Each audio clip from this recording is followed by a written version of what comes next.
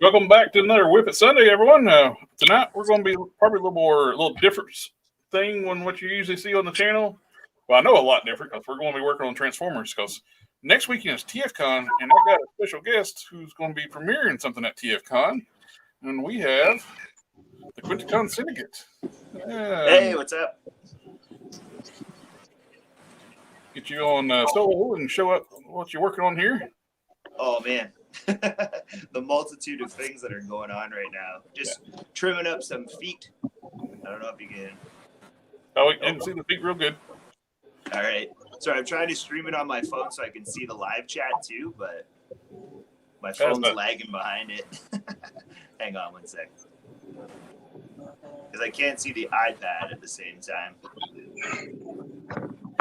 We got a good view of all the Sharkticons. So lovely. Stages of construction. See it over there, but my phone is a little laggy. Oh well. Yeah, we can see your feet, your work pad fine. Well, yeah, because I mean, like these figures themselves, I'm not sure if I mentioned it before, but I'm putting them out as what's called a garage kit. Because if you can see, I'm going to look up to the camera here a little bit. But the underside of them are a little bit rough, and there are some areas on them that are a little bit rough, but the figure itself doesn't transform.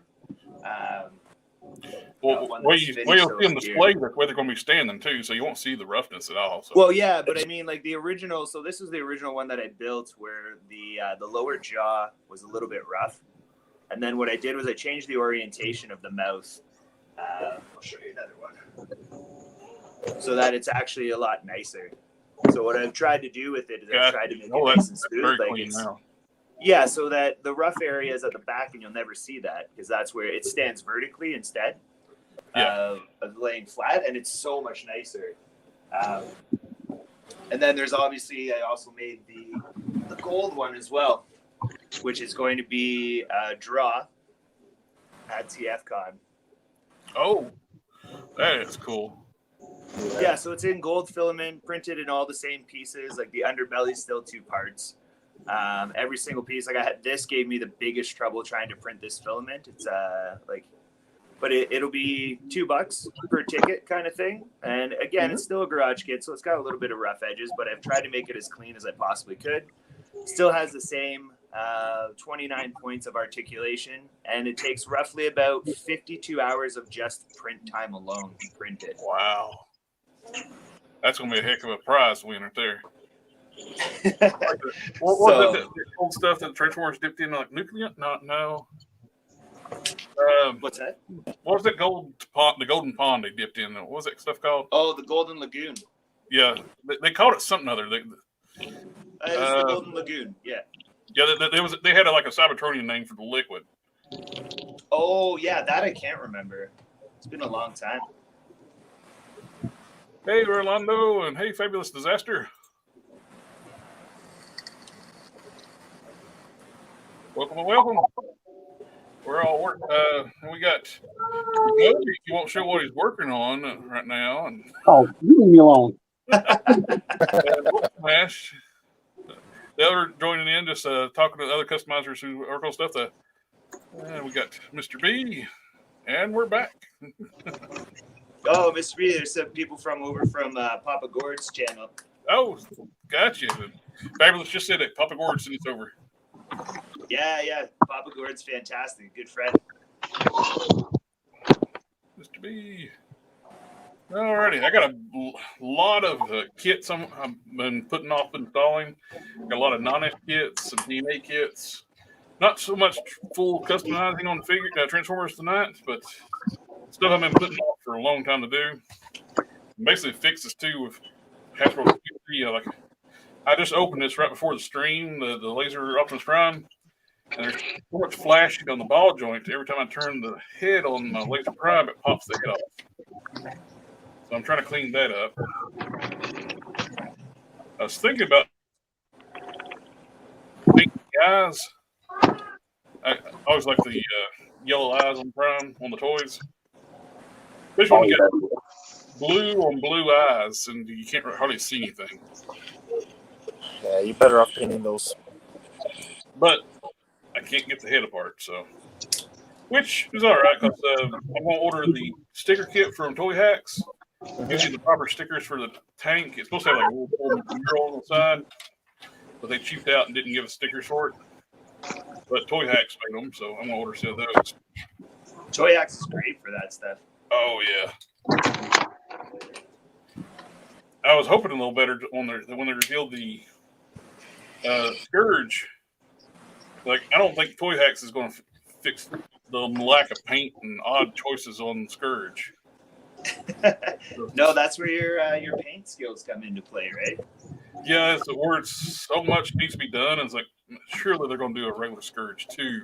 Well, one of the ones I would rather wait to see. Hasbro loves their repaints, right? Yeah. Yes, they do. You ain't lying about that, my man. God, dog.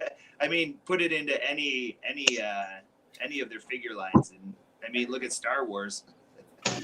One of the things I'm disappointed more than anything, all the kits they've shown for the Laser Prime, nobody gives them this gun, the original Laser Prime's gun. Oh, you talking about the double barrel? Yeah, the double barrel blaster. It's like the DNA kit don't have it. You can hope. Yeah, but give it time, they will. Yeah. I feel like DNA sometimes looks at what customizers are doing, and then maybe it takes a few hints from them, kind of thing. Yeah, I was disappointed when they did the Studio Series 86 Grimlock. That kit is so expensive because they made a full figure of the Willy. I was like, oh yeah, I have that kit actually. I was like, man, I don't want Willy. Give me the Grimlock parts. I mean, Wheelie's a lot better than what came with the actual. The reason why I don't want Willy, I got the Takara Titan's Return one, so I don't need a Willy. This is a perfect figure. Willy. You must want Willy. And it transforms. I got the masterpiece version from X Transbots, and it like the second run of it. Yeah, that's supposed to be less flimsy or whatever, but it's still not the best figure. But yeah, there aren't really any other offerings at the NP scale though. I've passed on like all the Wheelies so far, the third-party ones, and that, of course, it's one of the things too. I'm in the generation that hated Willy. It's like I don't want to pay a premium price to buy Willy. Yeah, that's fair. Do you remember the G1 toy of Wheelie though? Oh yeah, I used to have that thing. Is that thing just awful? Yeah. Well, Which one? A lot of the Transformers from back then were awful. I mean, like Wreck-Gar was massive. Yeah. He was a fun toy though. Wreck-Gar was. I never had it as a kid. Had the rubber tires and the motorcycle mode was really nice. Yeah, but the bot mode, he had like a big bobblehead kind of thing. Yeah, he had a pretty good sized noggin. I got these Dr. Wu weapons. This is the simplest things I'm going to do tonight. Dr. Wu kits for the mini bots. Oh, sorry, Mr. B just asked a question. What that I'm making? So from Transformers, the first like generation one, like the actual movie itself, they were the Sharkticons. So they were the Quintessons had them in their pit, and they just had them circle around, and they're just like these transforming robot shark things. They transform into robot and the shark, but most of the time you just see them in shark mode getting pounded by the Dinobots and stuff. Yep. And so this is the first time I've ever tried to 3D design anything, and I designed this figure. I made a custom back in 2019 and won the customs contest at TFcon, and that thing transformed. So I had some ideas with that, but I just couldn't figure out how to translate them into a 3D design because I was so new to it. And I just kind of started farting around with Tinkercad, of all things. And I came up with this design for the Sharkticon. I was like, you know what? I'm going to try to print this masterpiece scale. And what ended up happening was the scale that I designed it at was exactly half the scale of my custom. So by enlarging everything, all the files by 200%, it made it this size, like this masterpiece scale. Like it was really like one of those like weird trippy things that I didn't plan it, but it worked out that it was exactly half. Those are the best, man. Stuff. That's how most discoveries are made, my friend. Oh, Yeah. Yeah, no, it's been an interesting time. Like you never know just how much time goes into designing things until you do it yourself, right? And holy cows, like there was a steep learning curve, especially when it comes to tolerances and stuff. Burger, come here. Oh, question. What 3D printer are you using, or would you suggest for somebody who's just now starting out?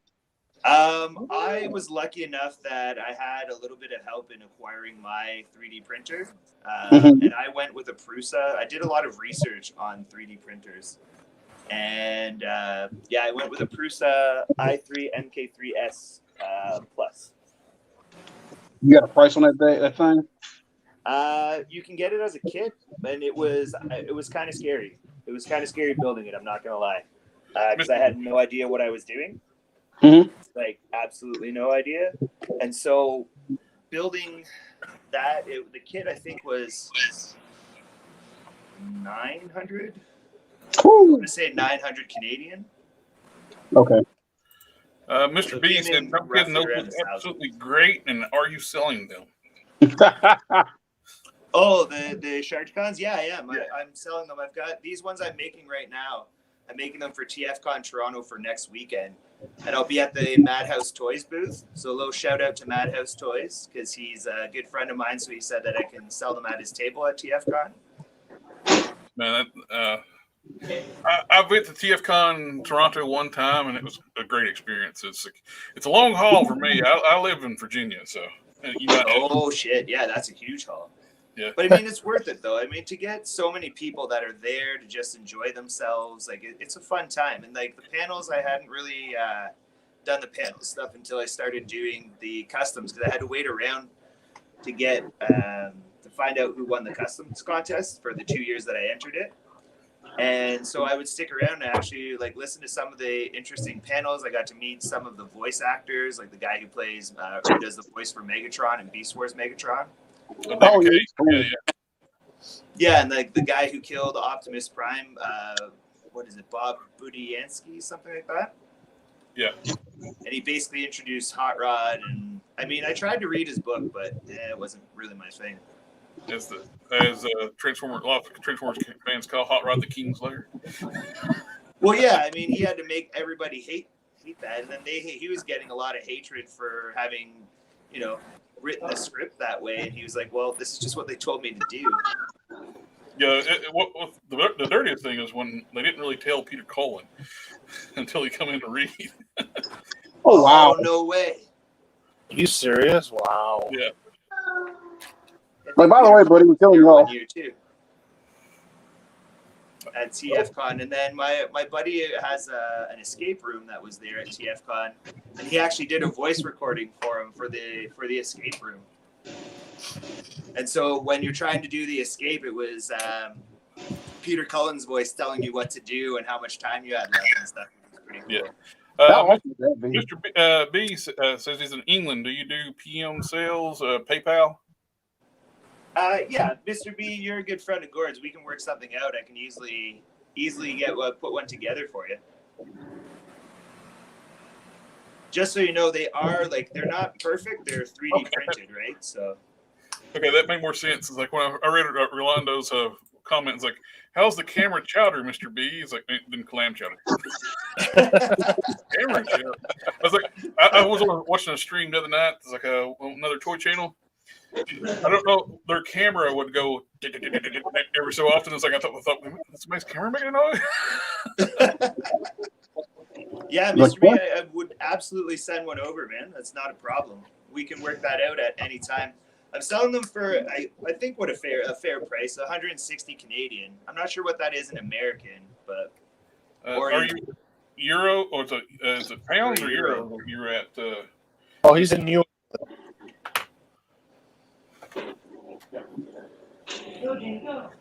Oh, okay, cool. So you'd be familiar with the like it needing a little bit of work if you wanted to do a little bit of work on it. Like, so I'm selling them as garage kits, so they do need a little bit of work. I'll show you the underside of one that's built. Just to show you actually that one. There you go. I'll give you full screen.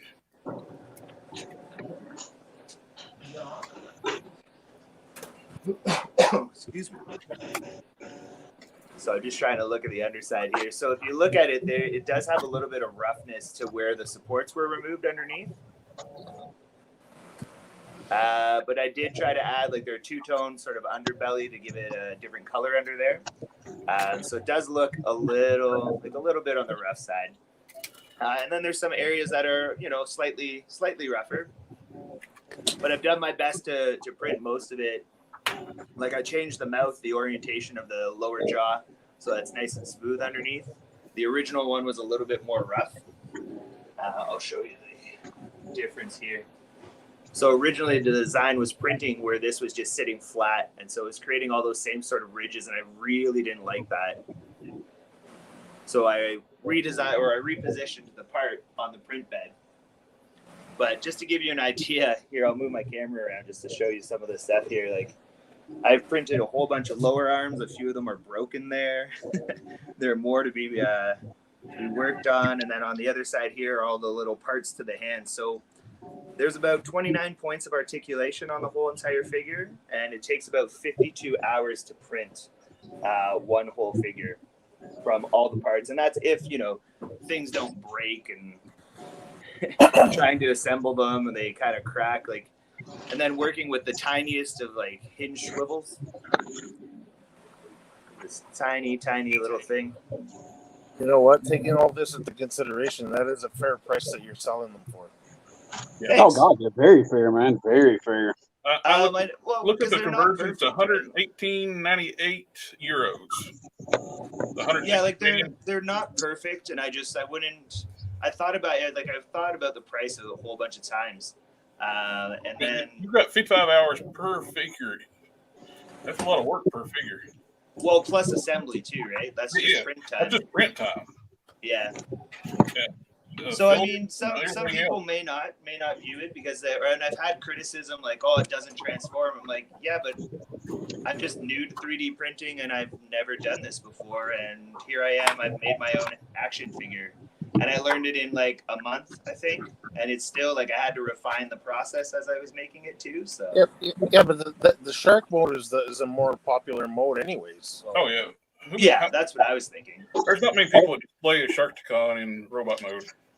It's not just that, man. There's other people that do stuff like that, but transforms. But I guarantee they didn't put that work in like that. I've seen some people's stuff like that, and yours is by far on a superior level of quality. Yeah, and I take a lot of pride in it, right? So I mean, yeah. I've tried to make something that I would feel comfortable displaying on my own shelf. And I mean, if somebody doesn't like it, and if they don't sell, then I would gladly put 15 Sharkticons on my shelf and call it a day, and just make hilarious dioramas with them, right? Right. He's got 101 articulations, and he said he knows and what's involved in 3D printing, assembly, painting. It's a lot of work. Yes, sir. Yeah, I think we've talked a few times, Mr. B, about printing and whatnot. I think I've asked you a million questions about what's wrong with my print. I'm pretty sure. On Instagram or something. I think Gord sent me your way.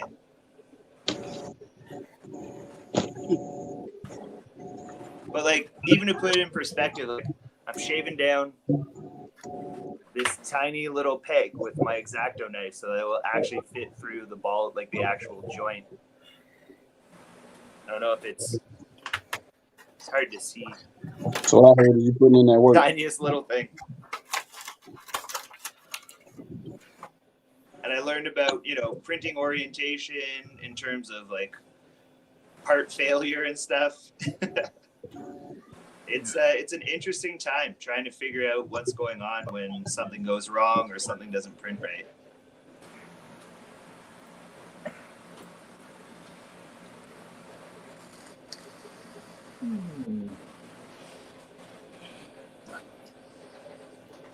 There you go. Pick off the.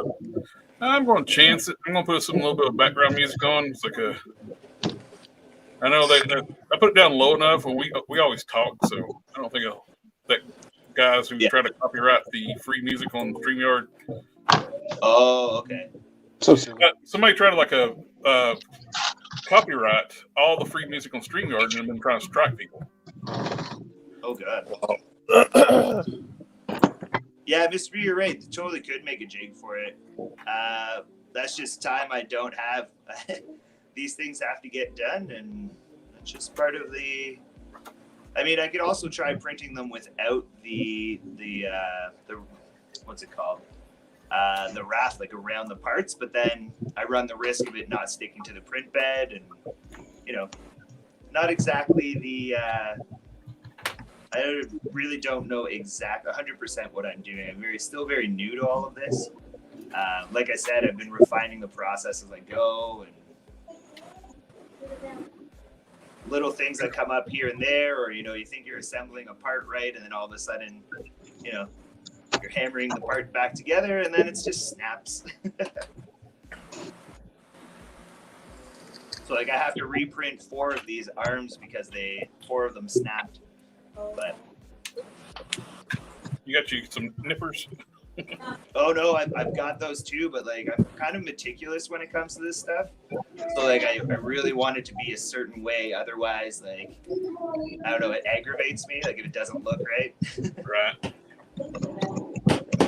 So basically what he's saying is he's sitting here and all of a sudden the Fire Nation attacks. Yep. It's Yeah, all what, good. what other local retailers are going to be at the TFcon? I think the usual ones. I'm not sure if Chosen Prime is going to be there or not. I think they're not going this year. That'd be a first. No, well, they weren't there in December either, but December was kind of like seemed like not a last minute show, but like I guess like with the whole pandemic thing, restrictions for travel. Yeah, trying to get all of that stuff across the border and everything, like it probably just wouldn't be worth the potential risk, maybe. So like I'm not really sure what's happening at this TFcon because I've been so focused on just trying to build my own stuff. So you get there's a lot of good Canadian vendors too. Like, isn't Agents 3 and Up Canadian? Yeah, they work really closely. Madhouse works with them. Actually, he works at their store, the owner of Madhouse, and he knows them really, really well. Oh, the other thing too is that there's going to be a full review of I'm calling it my Marauder figure. That's going up on Wednesday through the Rusty Mechanic. So a guy that works really closely with Madhouse, he's got one of my figures in hand, and he was going to throw up a review for it on Wednesday. So that'll go live. So that'll be interesting too. Yeah, I'm sure it'll be great, man. Yeah, it's cool when people want to try to help out, right? Like get some exposure. Yeah. Like I'm pretty much nobody, right? I just sit in my basement and make things sometimes. So. Hey man, that's where I got mine. Jared over here. Hey, I'm glad to give people voices too. Yeah, no, man, I really appreciate this too, especially before TFcon to kind of hype it up a little bit. Yeah. I invited a whole bunch of people that other customizers, but with like time restrictions from like the UK to the US and Canada. It's like 2 a.m. there or something. Oh yeah. It's like I was surprised one night I just did like a impromptu painting stream, and a friend from the UK popped in and like, man, what time is it there? He's like 3 a.m. Oh, yeah, he was with us till 4 a.m. Yeah. God, Yeah, his 4 a.m. Oh, I was gonna say you guys were on here till 4 a.m. What are you No. talking about for that long? Hey, I'm gonna run silent for a minute so I can do this airbrush without bothering y'all. Okay. I'm looking at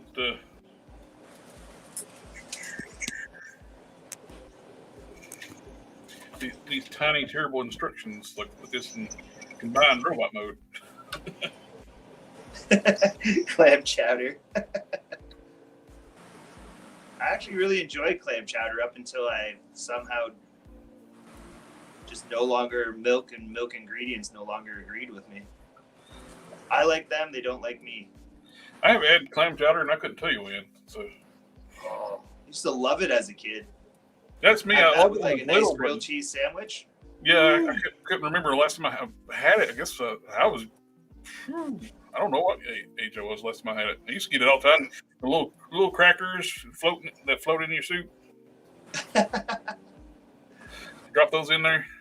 I'm just picturing like animal crackers floating around in a soup. They were like little octagons, like little like clam chowders. They're oyster crackers, people. Or there you go, Come oyster on. crackers. That's it. I remember, I haven't had them one forever. You They got uncultured. they got that clam chowder in a bread bowl too. Ooh, now we're talking some like. Now you're making me hungry. Yeah, no kidding, eh? We can do that on these streams. Now we're gonna do a mukbang stream now. A what? Mukbang, where you eat on stream. Yeah. I don't know what that is. No, not that. We will never do that on the stream. Oh, come on! I want to see. I want to see you do the hot chip challenge. Wait, are we getting weird right now? No. Come on, Jared, do the hot chip challenge. No, thank you.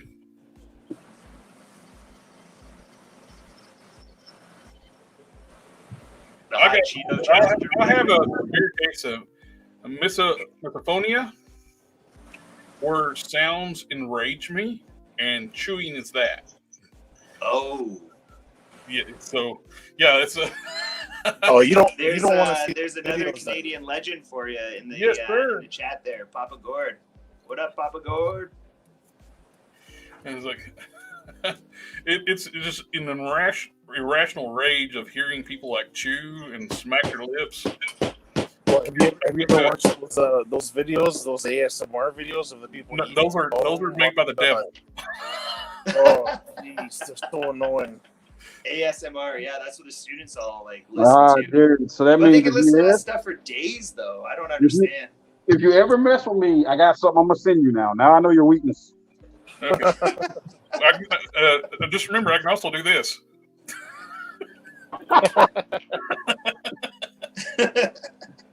Savage, man, savage. Just getting reckless. You know what? You were just exiled, my friend, for 2 seconds. Oh my God, he sent me to the shadow realm. Guys, it was horrible. No, he sent you to the Phantom Zone. Oh God, Phantom Zone projector.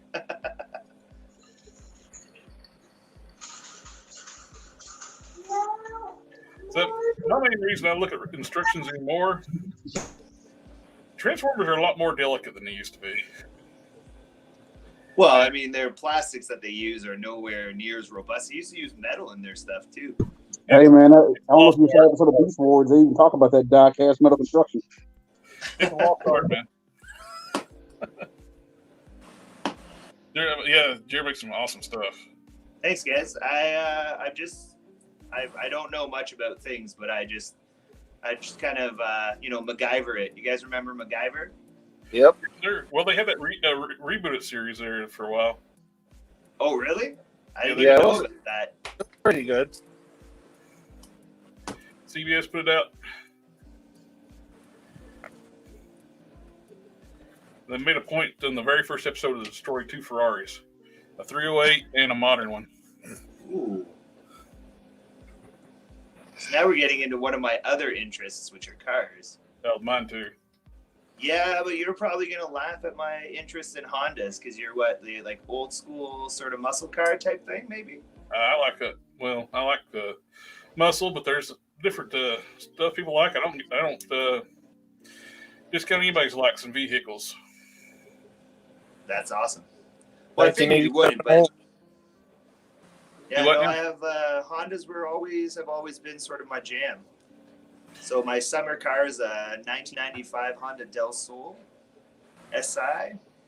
That looks basically stock, except it's lowered just a little bit, just so it doesn't look like it's off-roading.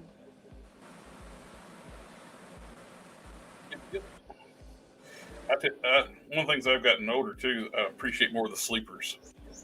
Yeah. Oh yeah. I'd love to own something more old school, like an old school like Chevy truck. That'd be great. As some may know that figured out by my customizing handle. 1987. Your olds? Yeah, I have a 87 Olds Cutlass 442 with a 507 big block in it. Ooh. How many horsepower does that thing have? Never dynoed it. The engine builder that built it didn't have a plate for it to fit on the dyno where it's a odd engine. Okay. But I built it using the specs and went from there. My baseline was a 70 Eldorado, which had 400 horsepower, 600 foot-pounds of torque. But I got a bigger intake, bigger cam, better. So basically, it's just called beast mode. Yeah, it's probably around about 500 horsepower and I was gonna say probably 500 horse. and over 600 foot-pounds of torque, Nice. and it has done so. All I know is you live your life a quarter of a mile at a time. Right now, it's like, This is a family. This is a family show, right? yeah, family. Family. Yeah, hey, Jared, you need to start doing that. Every time somebody says family, you got to hit us with that. I knew We're that. customizing for family. You were here last weekend. I showed the guys like there's a bunch of Dominic cosplayers from Shreddo, and they're all lined up in a row going family. Oh man. Yes, and because you showed me that, now you and Dom have been getting randomly hit with that meme. Just remember, you started this. Yes, sir. Hey, you can't cry when it rains if you create your own storm. Yeah. Never mind. I think the Man, the chat's still going on about chowder.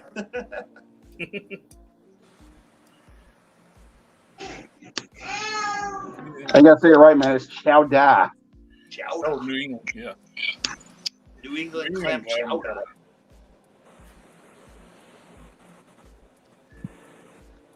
Oh man. All right. So I try to start with the parts that I hate putting together, which is all this fiddly, like tiny little things, where if I don't hammer it in just the right way, it may break.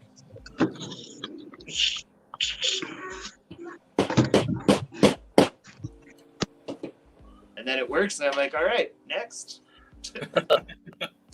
Oh, it's the worst feeling when like I think I printed probably like 6 or 7 different forearms for the gold Sharkticon or the gold Marauder figure, and it was just ridiculous. Like they just kept breaking over and over and over, and it was just driving me absolutely nutty.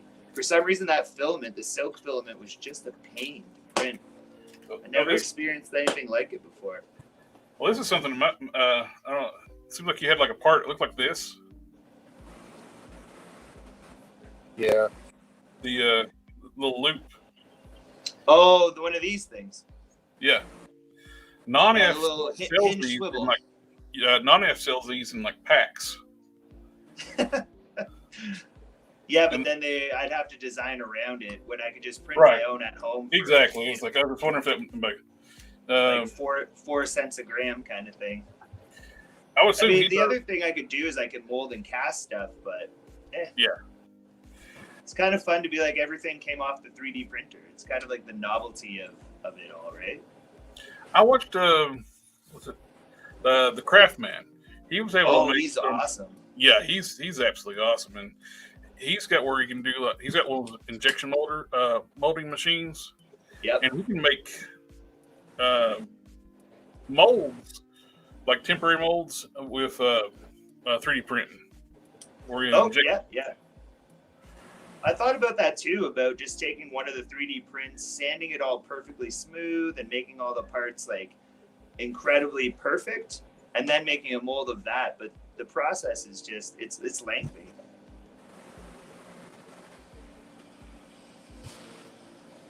Yeah, there's a ton of work no matter what's involved, which way you go with it. Well, I mean, yeah, look at me just trying to like get the tiny piece out of here that's missing. Or like, we got a question not about clam chowder. We got Or family. oh, printers. I just have one, so it's basically just like been put to work like every single day. So like when I'd go to work, I'd have it print for like 8 hours while I'm at work. So by the time I got home, the print would be done, and I just pop the next print on. Like the body alone on this figure, on the Marauder figure, is 20 hours to print. Dang. Yeah, it's not for the faint of heart. I mean, like, people probably don't understand when they look at it and they go, oh, there's so many imperfections, and they hum and haw about stuff. And it's like, well, if you knew the time that gets spent put into just designing alone and then printing 52 hours, then trimming all the little parts, making sure they all fit, breaking a few on the way, stabbing yourself in the thumb, you know, like just whatever. Like, this thing is not for children. Like, there are pointy, sharp ends on this. You can probably see them right there. Like, they have stabbed me I don't know how many times. I've run the X-Acto knife into my hand a whole bunch of times. Like, and I'm being careful. Like, I'm cutting away from myself, and somehow the X-Acto knife is like, nope, I need to be in your thumb right now. That'd be great. Cards on my hands, from X-Acto knives. Of course, that one is a angle grinder cutting in my thumb. I was working on my car. Oh, cars are a whole different thing. Now you're talking about like things that can crush your entire skull. Yeah. At least the X-Acto knife, the most it can do is cut a digit off. I've got nerve damage in this finger from an X-Acto knife. Ooh. It went down to the bone. I was sitting there like trying to basically do what I was doing with this Optimus Prime. I was trying to pry a head apart. Yeah. And I was sitting there like, it come apart. And it went right through my finger. Ooh. That's the worst feeling. You must have come home to a failed print, Mr. B asked. Oh, yeah. I've come home to failed prints or where it's like spaghetti. And you look at it and you're like, how did the rest of this still print? But this one area just looks like blackened and like charred and like, you know, like the spaghetti was left in the oven at the bottom of a pan for an hour on like high temperature or something. Oh yeah, I've seen a few things, and then or it will stop printing or like messes up in half of it, and then all of a sudden there's spaghetti, and then the part starts printing properly again. And you're like, what kind of sorcery is this? Like, just to laugh at me, I guess, maybe.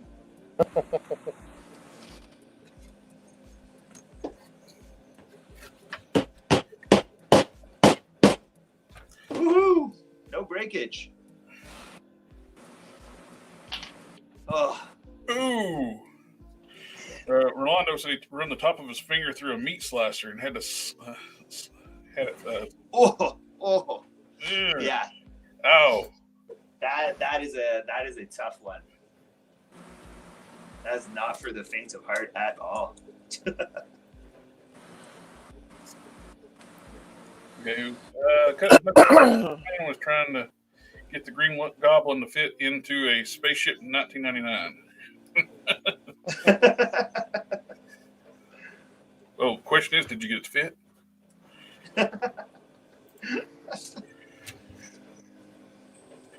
A friend of mine, the Archville Comics, he found one at a flea market a while back, and he actually did a review of it on the channel.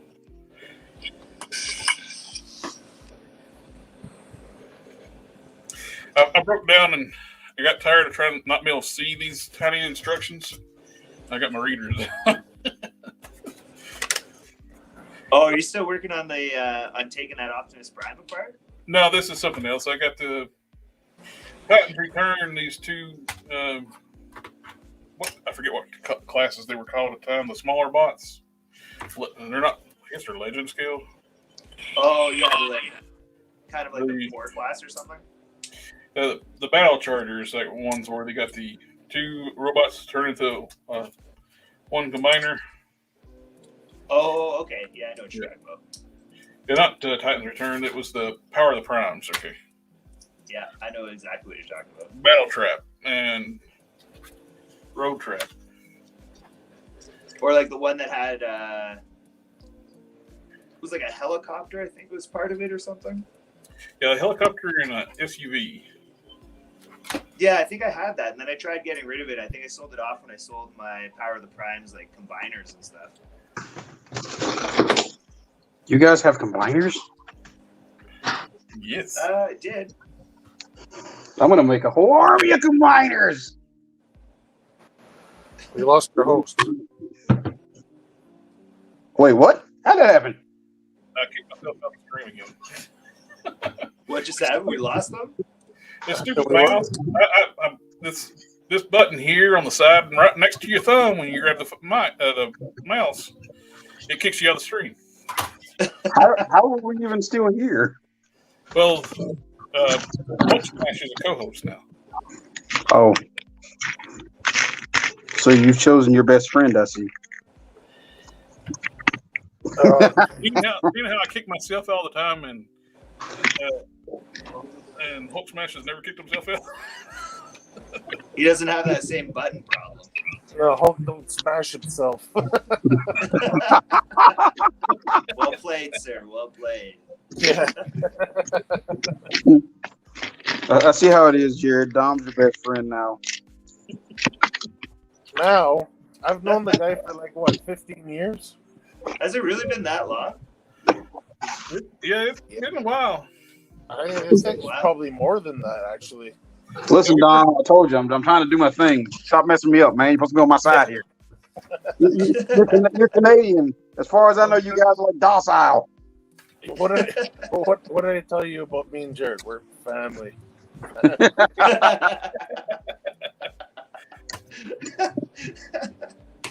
Oh, man. Never gets old, eh? No. I don't think that one's going to get old for a while. Family. This is why I love you guys. Y'all crack me up. It's because we're family. Yeah. Well, look at those Sharktacons look like a big happy family too. Oh my god, I can't wait till they're actually all done and just one giant group photo. Oh, we get chat filled up. Watch it. It did, but I managed my fingers hindered the playtime. Into the East Love Eagle One for my Star Wars figures. Yeah, the Eagle One's pretty cool ship. Which one? Using wire cutters. Which ship was it? Space 1999, the Eagle One. Oh, okay. One of the best ships built by Roland. The rockets fit behind the cockpit. Yep. It looks more like where you got the boosters on there, like multiple places, where it's better for space flight. True that.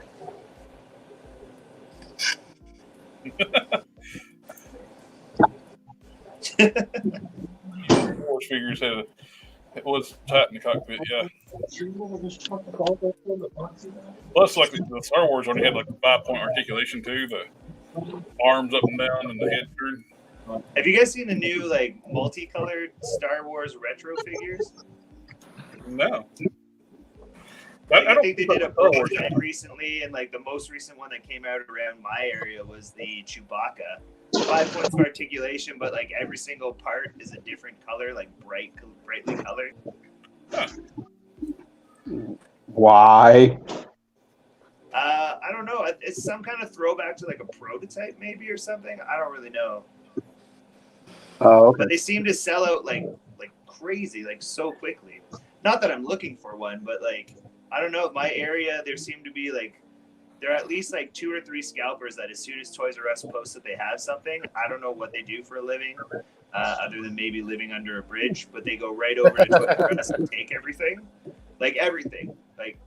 There's hardly ever anything unless it's been on the shelf and there's really no interest in resale on it. God, scalpers suck, man. They take away. They literally are fun suckers. Well, I mean, they're part of the game, right? So it kind of makes the hunt that much more special when you find something and you're like, whoa, we got here before a scalper got here. I kind of think it adds to the fun of seeing something on the shelf for the first time, or, being able to grab 3 of a figure because you got 2 buddies who want them, and then it's not a scalper getting them. You're like, ha, scalper.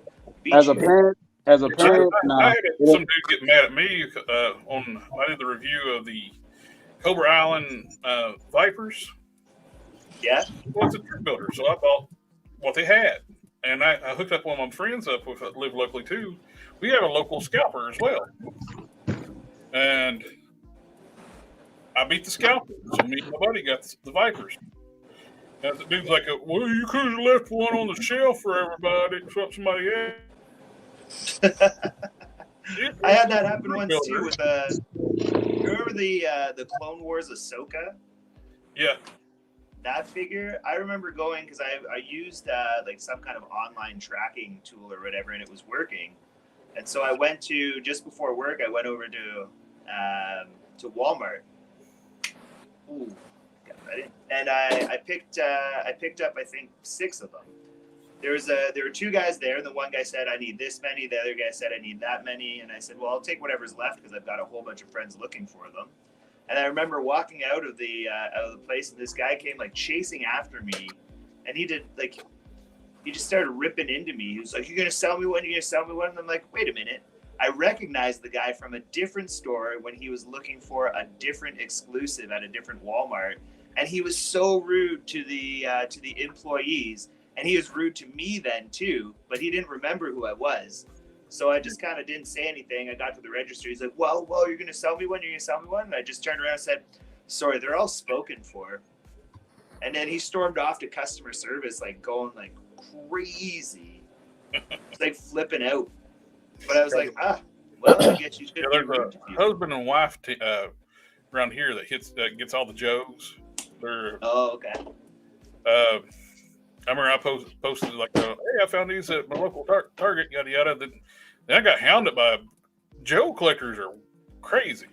Oh yeah, they can. They want you to give you like the store number and where you found them at. It's like the name of your firstborn child. Yeah. It's like local Target. That's where I found them. They're Target exclusive.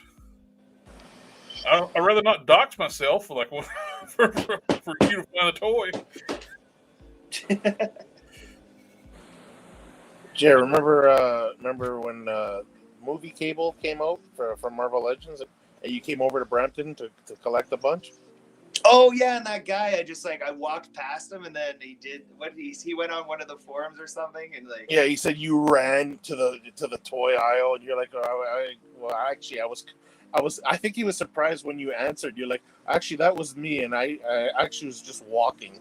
It was a casual walk. He just had a really, really slow pace. And like, I don't mean to make fun of anybody, but like the guy was not like, he would not have your stereotypical marathon runner build. So like to him, my walking or my running was probably just my regular pace. Well, that was funny though, because I remember when you answered him in the forum, he didn't expect you to be a member. No. Oh man, that was funny. That was good. But I mean, like those all went to people that I knew, though. I think I sold one for like an inflated price, and then immediately felt awful about it. So I think I sold it for like $50 or something, and then I was like, it just didn't sit right in. Like I don't know. That was the only time I think I've ever like quote unquote scalped a figure. And yeah, but you want to know something though? He's worth a lot more now. Is he really? I think I might have an extra one. Yeah. What's funny, like with those Vipers too, like when I first went looking for them, I couldn't find. I just got there, and the husband and wife scalpers was there, and they were like asking, gave them the DCPI number, got the employee to go in the back and check for them. Yeah, and they gave me that line like, I don't know what it is, but like all like the G.I. Joe like scalper people. Oh, our son loves these. Oh yeah. It's like, it's a myth you collect toys. Then when I put it like I found it, he's like, "Oh, I was just there. I couldn't find them." And it's like, okay, they were there when I went. Then not long after that, his wife messaged me and saying, "It's our anniversary. I'd like to get these. Can I buy these off for you for my husband?" Like, I didn't. Oh yeah. Like, you're not buying them for your husband. You're going to try to scalp these because you want everything I got plus my fire. I got one Firefly because they had like pretty hard to find. 4 Vipers at the time, and I bought 4.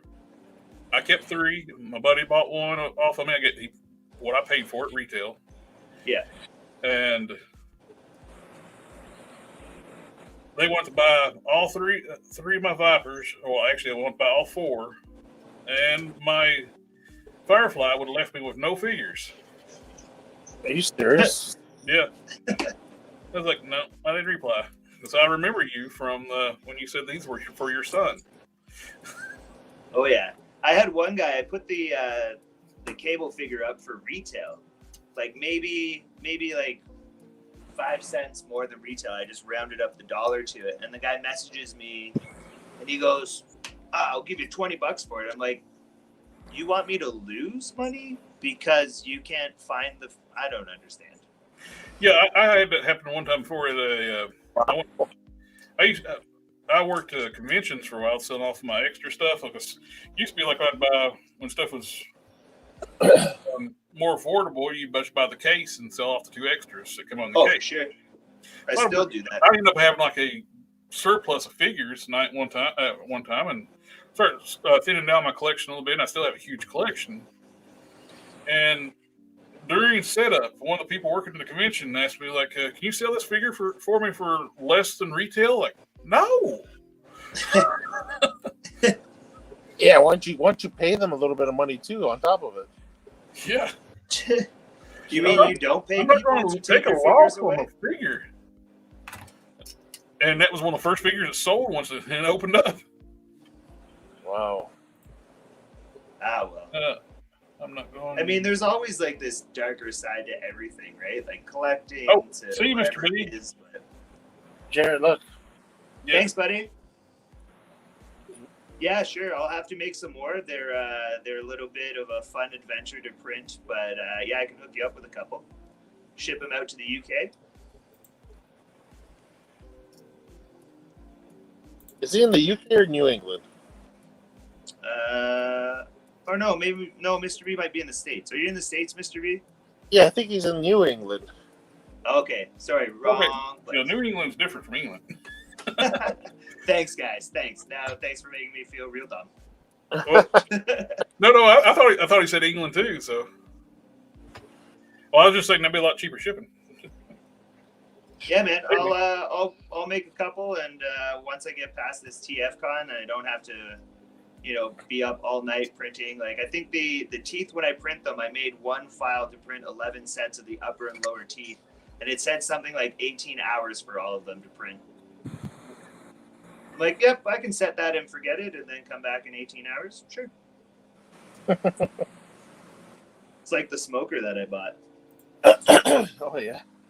Greatest gift to my stomach ever. Okay, Canada cord. Okay.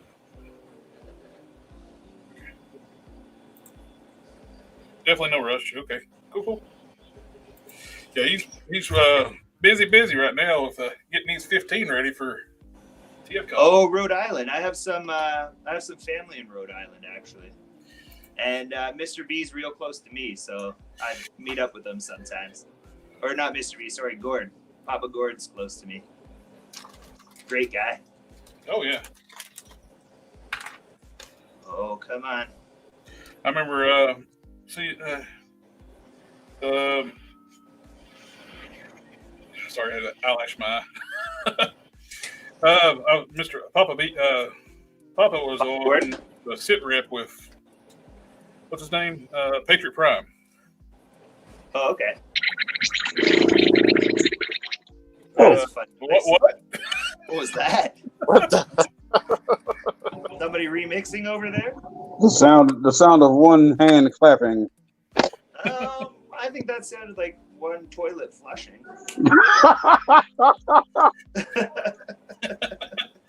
You're not supposed to tell my secret, man. I don't know, cat's out of the bag. Or, I'm just not going to go there. Nah, like I said, I'm doing a couple of airbrushing. So I won't show y'all what I'm doing, but I will tell you what I'm up to. Wait, why won't you show us what you're doing? Just pop your camera on. Huh? Pop that camera on. Oh my God! Look, I gotta go in a minute anyway. So fine. Jesus Christ, my baby's a man. We want to see. Hey, we're just gonna keep pressuring you until you give in. For Oh, here, let me. Yeah. How do I fix this thing?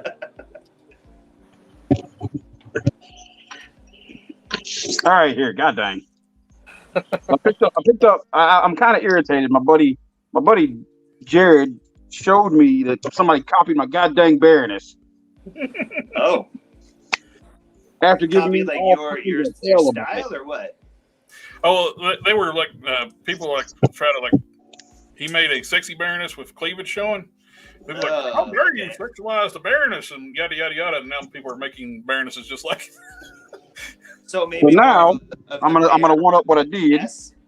So I'm working on this version. I'm Oh, cleaning nice. her up.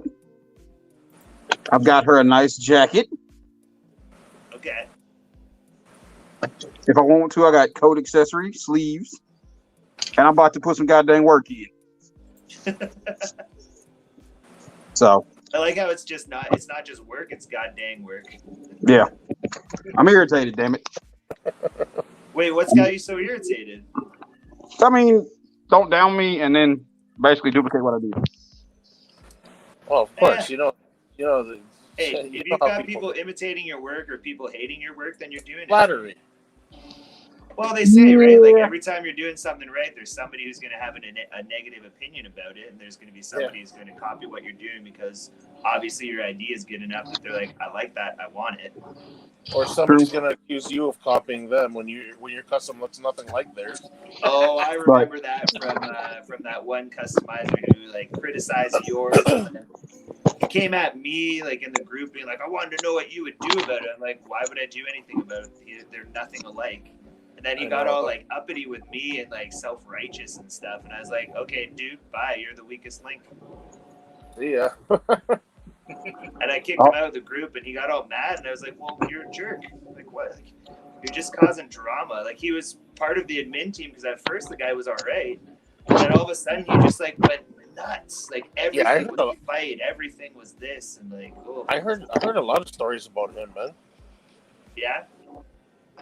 I don't want to name names because I don't want to be that guy. But I really need to get a hold of a second Croc Master as well because I'm in my G.I. Joe kick and I don't like his body, but I'm also working on a big bull. Oh. Okay. Did your Croc Master come in? No. It's going to be a while. Mine came in yesterday. Oh, really? Oh, God, Randall's going to be so mad. It was said it was supposed to be here like next week, and then it's like I was sitting there like, I was just petting my dogs, and I got a notification on my phone. Your package was delivered. No. Now my storm nice. shadow is supposed to be here Tuesday. We'll see. Oh, guess what? I found this. Well, I did get Amazon to give me my money back from charging me for stuff they didn't send me. Okay. And I went to Target today and got Vulcan. Dude, that Vulcan looks so good. Yeah. I'm hoping this ends up being on clearance because Targets are getting these in cases, Vulcans. Hey, well, you know I got a store out here. And you got I got the replacement Shriek, which is one of the things I love about having window boxes. Yeah, not Shriek, Siren. I'm sorry, I'm on the Shriek body. But the great thing about having the open packaging, the other one had like wrong, had like a little gob of red paint on it. Like, we like having windows where we can look at paint. And I went through every Vulcan to find the best paint on the belt too. I don't think those showed up here yet. No, I haven't seen them. Oh wait, is that the what's his face? The dude with the tank body, right? Bone Breaker, yeah. Yeah, I've heard about that wave showing up, but it's been like one case in a store or something. But the local Target, they got a case. They only got 3 of the 6 figures. They got Wolverine, Vulcan, and Siren. I don't understand why they keep does Wolverine really sell that well that they just want to keep remaking every single possible Wolverine figure? Apparently, those figures are hot too. I didn't pick them up the other day because Target, not Target though. Amazon shipped. I pre-ordered them through Amazon, and they shipped 3 of the 6 figures. I didn't get the Wolverine because you don't come with Build-A-Figure piece, and I don't need another Wolverine. Yeah, because you have like 800 of them already. Exactly. I don't want to ever see Wolverine come with a bath piece ever again. I don't think he does he, in this way? No, he doesn't. He doesn't. That's why I didn't get it. But they shipped 3 of the figures from the wave, but charged me for all 6. Wow. And they said, "Oh, if you pay with a debit card, we do that at Amazon." No, you do not. I ordered tons of stuff from Amazon, and it's the first time y'all ever done this. So to get my money back, because the other figure still said they won't. It still said my other figures won't ship till November. But they weird. Told me for it. Well, maybe they're just getting in those solid cases, because sometimes they come in mixed cases and sometimes they come in solid cases, right? But to get my refund, I had to cancel those 3, which is fine because they had 2 of the ones I needed at the local Target. Weird. And the only one I went ahead and canceled it. They refunded it immediately, and I pre-ordered the Havoc. Oh yeah. I know. And I left that, and I made sure to not to use my debit card, so they won't charge me without it being there. Well, I got him all together finally. I fought with that too much. Then I want to go together. The weapons from Dr. Wu don't fit his slot, so I ended up wrapping some masking tape around the pegs. So that's the way it's going to be from now on the shelf. Let's see. I want to do my Conehead Secret weapon upgrade. Non-F did these kits for different weapons for the Dirge and Ramjet. They come with like the standard null rays. And I want the toy style null ray weapons. Is there, so I'm trying to pay attention while also doing things at the same time. Is there a huge difference between them? Like what they come with and what the upgrade set is? Yeah, they're quite a bit different in looks because they're a lot bulkier. Are they expensive though? They're not expensive. His kits are pretty affordable. They're all injection molded parts. So they come like a kit. So you got to cut them off the sprues and stuff. Oh yeah, kind of like a model kit, right? Like a exactly. Kit kind of thing. Yep. That's all right. You got to just do a little bit of work, clean them up. Hey, I am not opposed to a little bit of work, apparently. What's cool about these too, once you get them together, the connection point's hinged, so the weapon actually has a point of articulation. That's pretty cool. I think you guys were talking about Papa. I think I'm finally getting tired of building hands and stuff. But I have so many more to build. This is where a good set of nippers comes in handy on film. Honestly, well, it doesn't even, it's not even that. It's that once you take it off of it and you trim all the pieces up and then you start putting, it's the assembly, right? Like the assembly of it would take so long. And I don't know if people necessarily understand the time that goes into just putting things together. Like it's like, sure, if you're doing like one figure or 2 figures and you make a set of legs and arms and you put them together and you use your little mallet and you know what I mean? Like that's cool and everything, but holy cows, after you do it 11 times, like I'm really happy I didn't do 20 of them because I would have yes, it's more money in the long run, but the time, I don't think I would have had them done in time for TFcon. Yeah. Like it is painfully time consuming to build these things. It steals a little bit of the joy out of it after a while, but then once they're done, that joy comes back like instantaneously. I know what the Gobi's doing. He's messing with his airbrush, but it sounds horrible. Well, god dang, man, just make me feel all terrible then. It sounds like I don't know, I'll be hitting a bong or something. Well, excuse It's just me. back pressure in his air gun or his airbrush. It's okay, guys. Well, here's the bad part and the good part for y'all then. I have to go do daddy duty. Well, appreciate you Daddy putting on duty that. makes it sound like you have to go use the facility. Leave me alone, man. Leave me alone. Somebody, everyone's a critic. So wait, you got to go for family? Yes, I have to go for family. Family. He's even got the mask on just to prepare himself. Yeah, that's for the duty. Duty calls. I hate you, Dom. You know you love me. Well, always a pleasure, man. Always a pleasure talking with you, gentlemen. Hey, man, Yeah, hope for the you best for still gotta let yourself. me know I about know that you'll do TLK great. head sculpt. Huh? You still gotta let me know about that TLK head sculpt. That You know, I knew you were gonna say that. I freaking knew you were gonna say that. I told my wife Hey. you were gonna say that. Hey, I'm just looking to help out, and I sometimes, maybe you've had your up to your ears in daddy duty, and you just need a reminder. I don't know, man. Last time I talked to you, a lot of stuff has happened since then. If they want to fill you in, they are more than welcome to. Hey, do me a favor. Shoot, you need to add me on Facebook or something, man, because your email that you sent me has been lost in the waves of, the waves of emails I get. All right.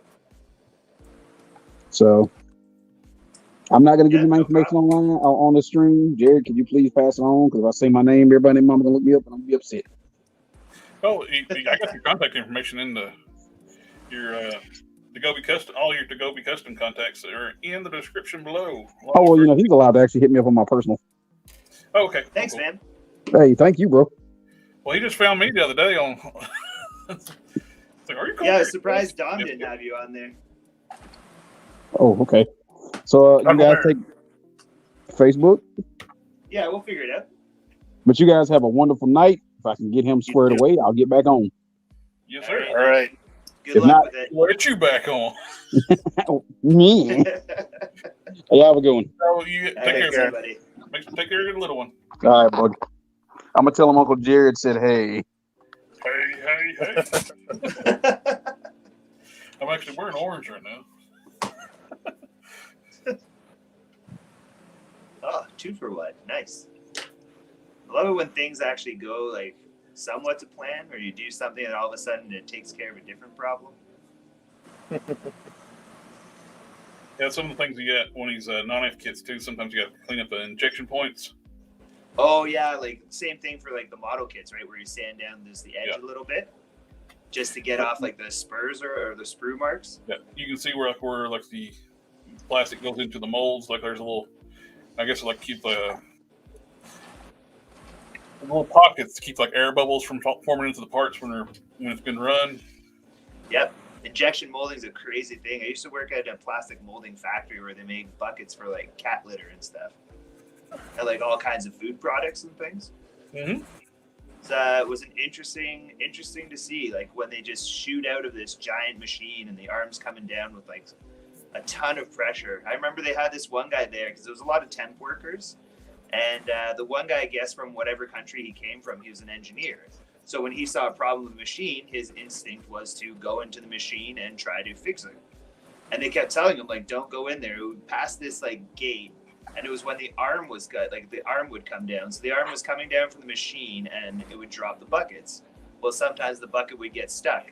So this guy just kept going in there to like get the bucket free. And the guys kept telling him, don't go in there. That will crush your entire arm. And he just kept going into the machine. Like he just wouldn't stop. I don't know if it was a language barrier or something, or if he just was like, oh, it's fine. I'll just go fix it. I was feared for his life every time he went in there, though. And I was working a machine close by that really didn't require any effort. And it was nerve-wracking watching this guy go head first, crawl through this little tunnel behind like a fenced-in area, go over to the machine and just start pulling on it as hard as he could to pull this bucket out that was stopping the machine from going down. Wow. Oh, yeah. Insane. That's where you get Darwin Awards.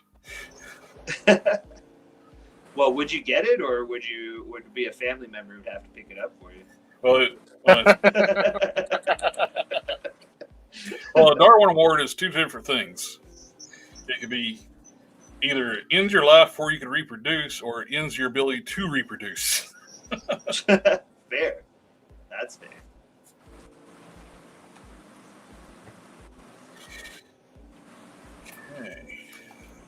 I gotta come pick up that figure off you whenever all the madness is over, Jared. Oh, which one? Ahsoka? Oh, the movie Ahsoka. Yeah. Yeah, that was from a case that I ordered. And then I can't remember who's taking the Echo. Sorry? Somebody's grabbing the Echo as well, I think. Is Chris maybe? Probably. I feel like he's just getting into the Bad Batch figures. Oh, is it the Rosara Dawson? How you pronounce your name? Rosara Dawson? Yeah. Oh, yeah. The movie. That version of. Yeah. She actually did a really, really good job with it. Yeah. You know who I didn't like though for Star Wars was in the new Obi-Wan show. Did not enjoy the woman that's playing the Inquisitor, like the female Inquisitor. Like her acting skills were just like they were rough. Yeah, her acting was terrible. It did not feel like somebody in Star Wars. No. Yeah, I wasn't a fan of her. And if you had any criticisms of her, it's not because you just can't stand her acting. You just don't like so and so because of you're just a bigot. It's like no, she can't act. Well, you sometimes wonder about when actors play roles like Disney's big. You'd think that the actors that they choose to play these roles would be like the top-notch actors, no? Yeah. Well, like the cream of the cream. Like if they can afford all of this stuff, which I'm sure they can, wouldn't you want to pay the best people to play the role? Like them or hate them, Lucas really worked at making sure it didn't feel like Earth and Earth people. Yeah. Like George Lucas, you mean? Yeah, George Lucas. Yeah. He was a terrible director, but he had a vision. He stuck with it. The other people, like with directing stuff, helped make the original trilogy what it was. But he wanted to make sure it felt like an alien world and alien people. That's why the original Star Wars movies are timeless. Yeah, that's true. Well, because they did a lot of that stuff on such a low budget initially too, right? Yep. Like I'm pretty sure Luke's lightsaber was just like the parts guy just went back and grabbed whatever he could and glued a bunch of things together, I think.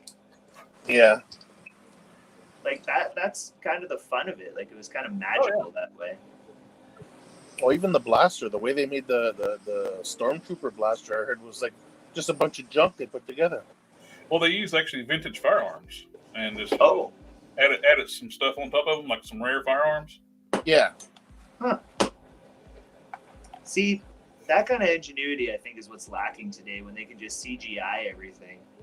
Yeah, well, it's like the prop masters, like the art of the prop making it's not gone, but like it isn't as prominent as it once was.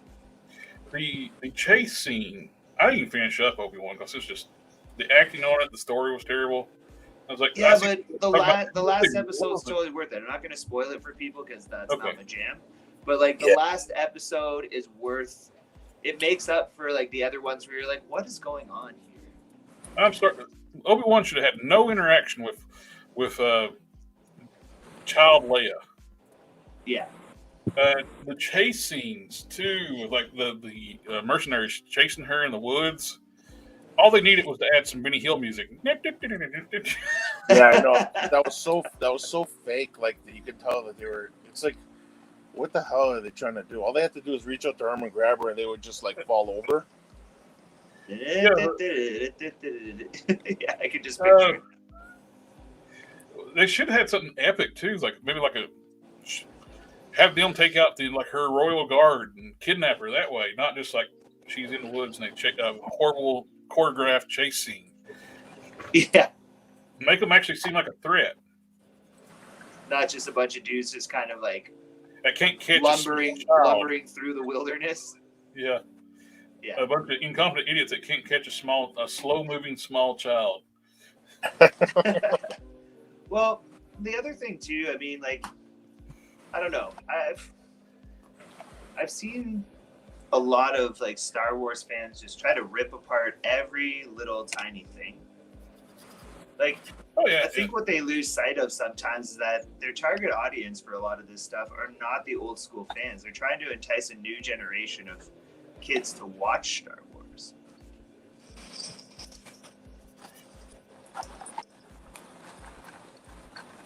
the problem. One of the issues they got too is so doing these prequel series, they keep messing up continuity. Just what they should be doing is just doing like Mando. Move the story forward. Yeah, Mando was what Boba Fett should have been. Boba Fett series was awful.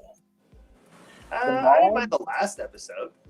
Well, it only got good when Mando showed up. Yeah, the 2 episodes. The last few episodes was like season 2.5 of The Mandalorian.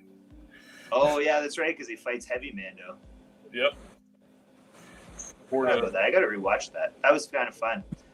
But then I don't understand the Darksaber. So, if the Darksaber, spoiler alert for anybody watching, if the Darksaber is supposed to be so difficult to yield, then why do some of them just pick it up and just wave it around like it's nothing? But Mando has a problem waving it around.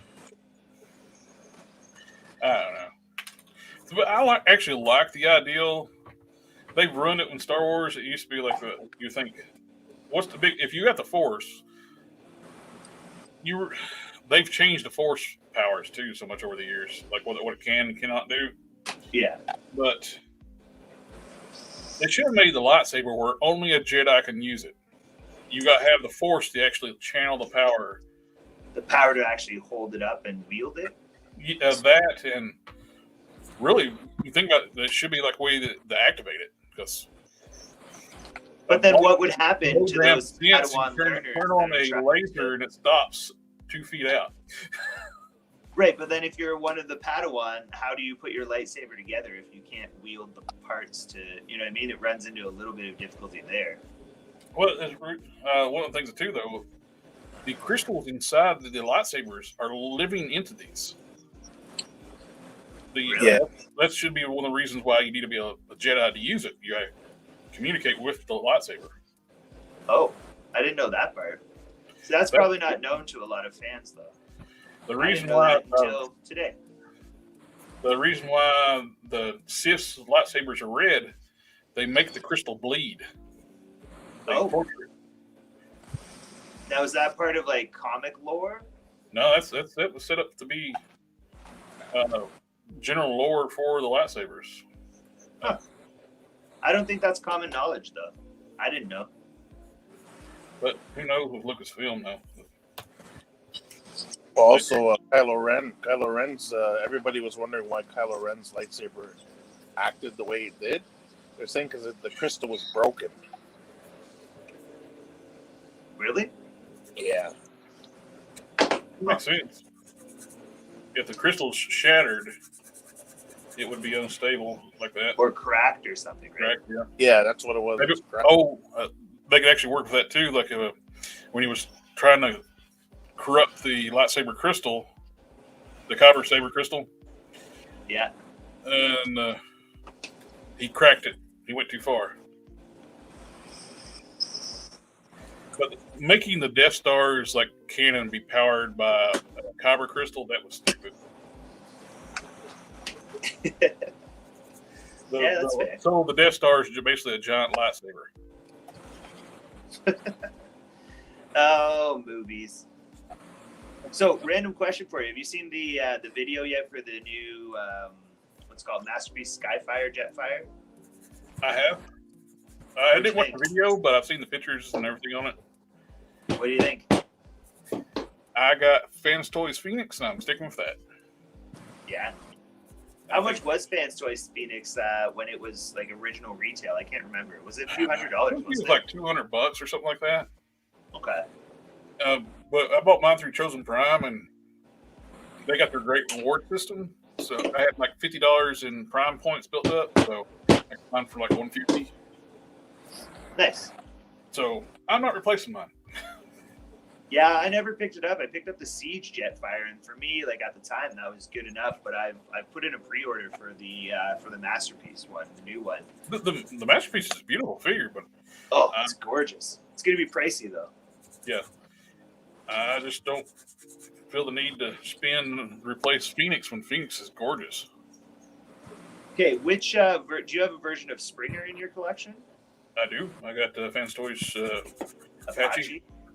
Yep. Yeah, I've got him too, but I was thinking about switching out for the X Transbots because it's way more tune accurate. Oh, I haven't really looked at it too much. I've watched a lot of videos. There are some issues with like shoulder chipping and stuff, but X Transbots said that they're going to be reissuing shoulder pieces that will solve the problem. And then I saw some people like they also modified the ratchets in the hips so that it doesn't have to stand with an A stance. Okay. So like I don't know, all the things that I thought were problematic, and I was like, I don't know if I want to buy that. Now there are people like Tiger Blade's Lab in the UK. He's a great dude. He did a bunch of fixes on it as well, and it looks fantastic. And he's always about the cartoon aesthetic. Like he modifies his figures to be more cartoon, like to have more of a cartoon aesthetic too. And like he's solid when it comes to all that, like customizing Transformers. And he bought it, and he sort of modified it according to somebody online that would put up some like how-tos in terms of modifications for it. I have a buddy of mine that's big in the Masterpiece Transformers, and he is big on the tune aesthetics. So he's all in on the Takara Skyfire. Oh, nice. So he'll go. Yeah, like I think I pre-ordered the Outrider. He'll do that one too. I pre-ordered Outrider, but I also ordered the official Trailbreaker. It looks nice too.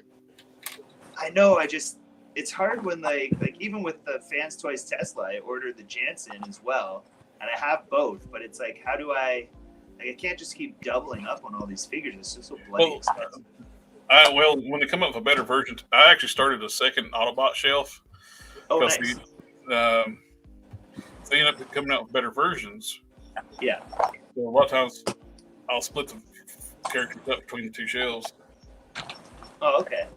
Well, I was thinking about selling some of them, but then sometimes the market value just goes down so much it's not even worth it. Yeah, that first Tesla, that thing used to go for crazy money.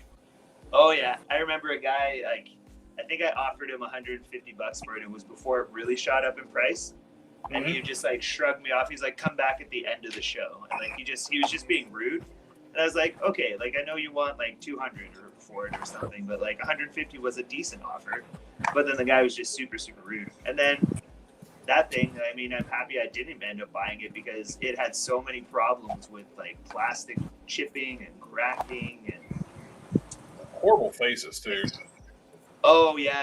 I saw the Inferno upgrade where they used Inferno face on it. Yeah, I actually did made like a little adapter out of styrene because I don't do 3D part printing. I was able to fabricate a styrene piece like a adapter where I can use extra grapple faces on my Tesla version 1. Yeah, that's the essentially the same sort of thing, right? Yep. I actually did mine before anybody did a 3D print one. The adapters. I used the KO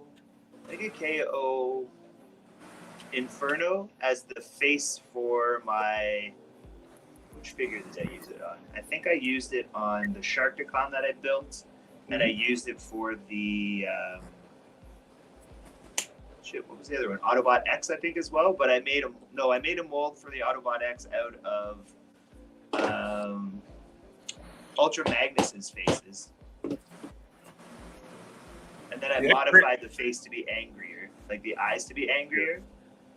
Talk about the upgrade. X Transbot's Ultra Magnus looks great. It does. Did you see the comparison pics? Like, it's a little bit smaller than the official. I like that too. I think the Takara Ultra Magnus is too big. Yeah, I think it looks good. It looks really good. And they were like, it's got to be that big to be the same size of Optimus and carry so many cars. It's like, I don't care. I want his robot mode. I'm going to display my Masterpiece Transformers mostly in robot mode. Yeah. Same. I want their robot modes to look and scale of each other. If you're going to try to make all the vehicles in scale, you've already messed up.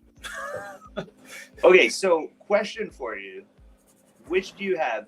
Have you bought the Masterpiece Starscream and the Seekers, like the official ones, or did you buy the DS ones? The DS ones are nice, but I got burned out on buying Seekers. I bought the reissue of MP11, and I got the Make Toy Starscream. I didn't get the other ones, but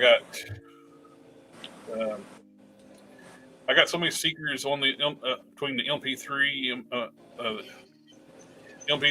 and MP11 molds. I'm good. I don't need any more because they won't fix the size. The information I like because they're bigger. Yeah, but I didn't get them because I'm burned out by. I don't need more Masterpiece Seekers. Yeah, there are a lot of them. I mean, I've got all the Make Toys. I've got the one Make Toys Conehead as well. The Make Toys are beautiful. Yeah, they're gorgeous. But then again, the official one looks so good. Like in comparison, like it's just like you stepped off the screen. Yeah. My biggest issue is I always thought they were too small. Which ones? Make Toys?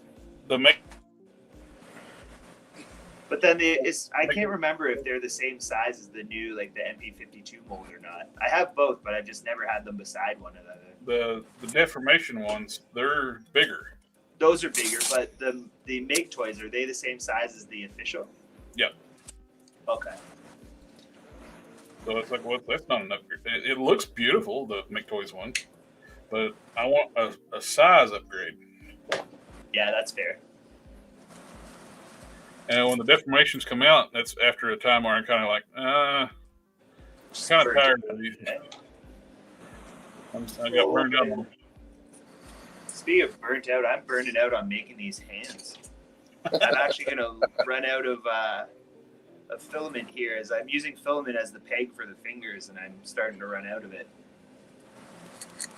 Oh, I've made 6 arms, and I'm just tired of it.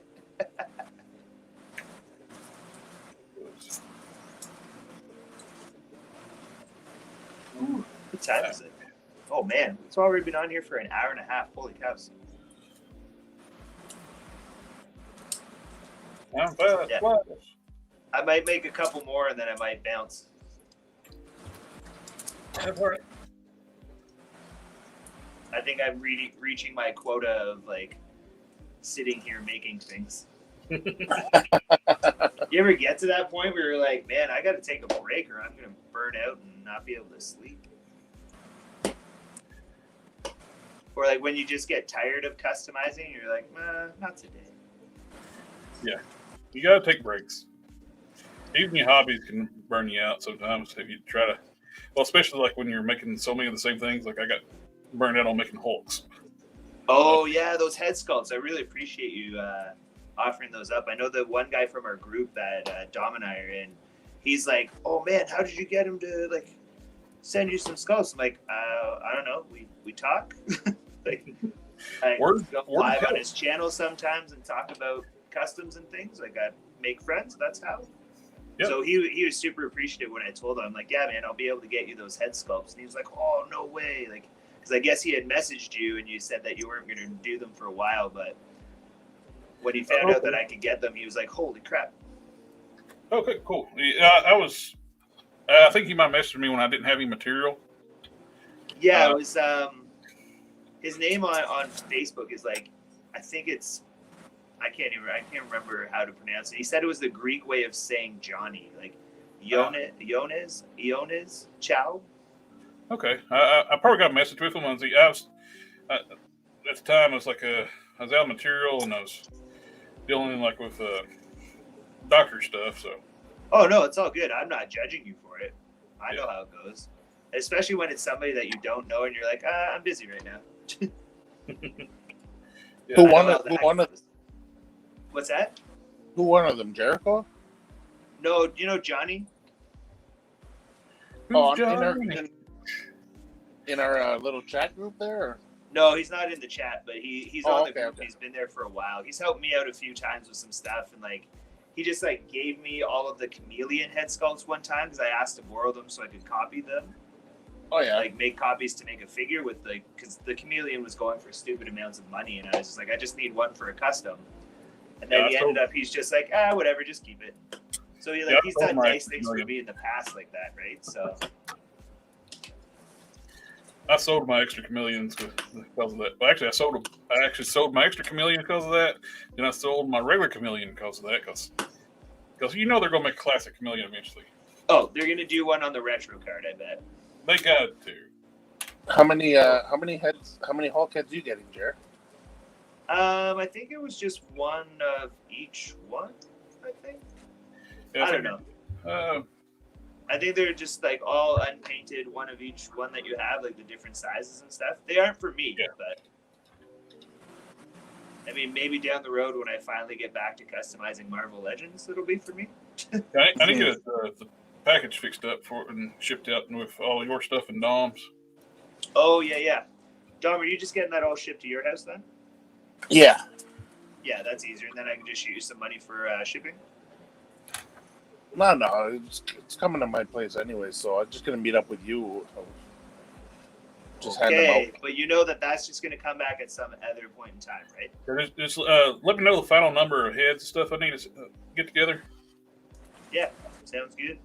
Well, we can pass it on to Dom, and then he can just message you the rest of the details. Yeah. Get the final count or whatever. I told some of the guys about it, and they're like, "Oh, that sounds great." So they seem like they're really into it. I've been trying to make sure they're clean as possible. That's all good. If they're not clean, they're not clean. It's an unfinished, unpainted head sculpt. That's how they are.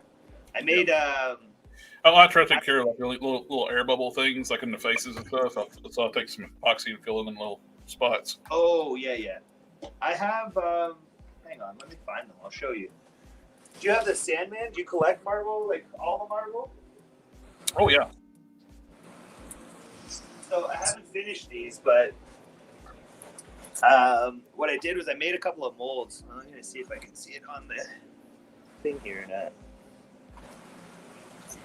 But I made some molds, and I don't know if it's going to zoom in on this or. Oh yeah. So I made it so that he has the stoic face when it's not blown apart, and then he's got the angry face. Oh, I think I remember seeing those on the Instagram. Yeah, so it's just the opposite. That's how it should have came. Yeah, that makes much more sense. Yeah, so I'm sure I've got a few casts of it. If not, I can make some casts for you and can send them back your way if you want. Yeah. That worked out because I got a bunch of stuff for Dom and he's got some stuff for me. And yeah. I was gonna say that's why I'm not worrying about the shipping because I got to pay for shipping to send his stuff. He got to pay shipping to send my stuff. So perfect. Now, are you interested in like the TFcon at all? Things are pretty sweet, man. Yeah.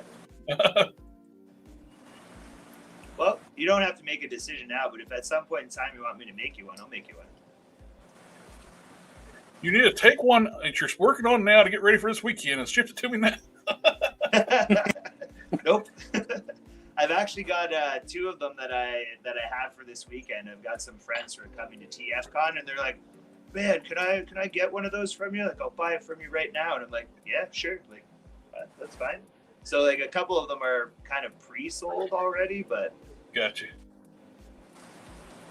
But that's like people who have helped me out before, and I'm still not making any more than that. Like technically there are 16 of them because the one that I sent to the reviewer, so he's got one, and then these other 15 that I'm making, and the gold one. The gold one's fun. I wasn't sure how it was going to turn out, and then when things started failing and prints started failing and stuff, I'm like, oh no, what have I done? Because I took some time to just make that one in between. I'm like, okay, now I'm just going to make an entire gold one. But I still made it in all the various pieces instead of doing the body all as one piece. The back shell, it's made the exact same way these other ones are made. And it is time consuming. Okay, we got these missiles for Dirge and Ramjet done. Nice. Let's see. We got Ramjet's missiles, and we got Dirges. Like the Ramjets are like fatter, shorter, and they're blast effect compatible too. So you can still use the blast effects they got with like all the new Transformer stuff. Oh, nice. That's great design then. And they're hinged too, like where you can once you get them on the figure, You ever pose them you out. ever looked at any of the like on the 3D printing side of stuff? Like I think there was Funbee Studios. He has a lot of cool stuff. I've talked to that guy a bunch, or that person a bunch, and they've been helpful. The other thing that got me into 3D printing was Toy Maker 3D. Mm-hmm. I haven't really got into back before I got into like really hardcore customizing action figures. I customized Transformers more than anything. Oh, cool. So I used to get like some of the early Shapeways kits and stuff and work on those. Oh yeah, that stuff was expensive, wasn't it? Like Shapeways was expensive. Yeah, and really looking back, the qualities weren't really there. What you can do now. Yeah, for sure. I ended up like had like a classic Optimus Prime that I ended up stripping the parts I got from Shapeways off of it.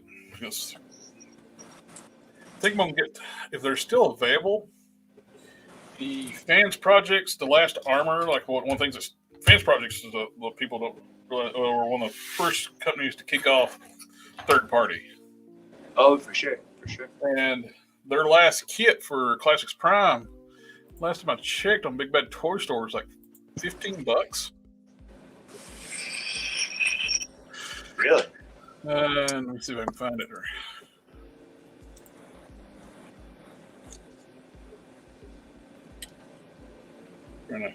I got my keyboard in an awkward place. It's hard to type. That's okay. I'm watching the stream on my phone because I can't see the other side of the iPad. And my phone's gonna die before the before the iPad does. Share screen.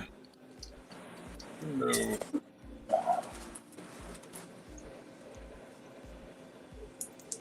The Parallax Red Armor. Oh, okay. I think I know those. They were $40. They were higher than that when they first came out, and then we got marked down to $40. Now they're $15. I guess nobody wants them, right? Well, they come out so. This mold is hard to get a figure, so it's Well, when you're hanging on to the product for so long, you just want to liquidate to get some kind of money back from it, right? Yeah, I have one already, but where I used that one to make a custom, I was like, well, it'd be kind of cool. You just get another one of these kits that are so cheap and just make another one and put in vehicle mode and hook up like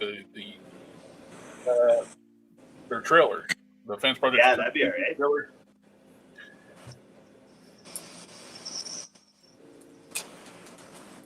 It's a nice thing. Their original like trailer, like the Ultra Magnus armor, fantastic. Oh, it's like parts for me, but I don't care. This don't part. This actually transforms with the truck. I think the problem is that most of the way that third party stuff has gone is more towards that cartoon aesthetic. And that's where most people like the market is sort of dictating, right? Whereas before, like a lot of this stuff would sell, and now that everything's sort of pushing that toon aesthetic, that stuff doesn't really sell, so they have no choice but to mark it down to appeal to, say, people like us that can customize or that want to use it for something else other than its original intended purpose, right? And for when the third party first kicked off too, with fan projects basically set the aesthetics too, like we need to make sure they look the character, but they can't be 100%, or we can get in trouble legally.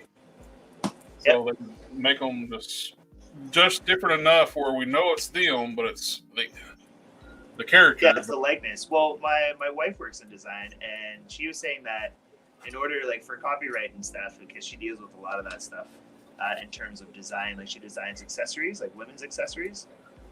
Yeah. But she said that in order to pass copyright, it has to have 7 distinct differences from the original, and then it can pass copyright.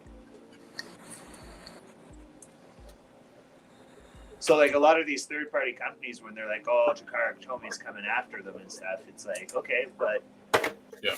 I couldn't even imagine what the legalities of that, because you're still creating a likeness, but you're not necessarily caught, like, you're creating your own engineering behind the product.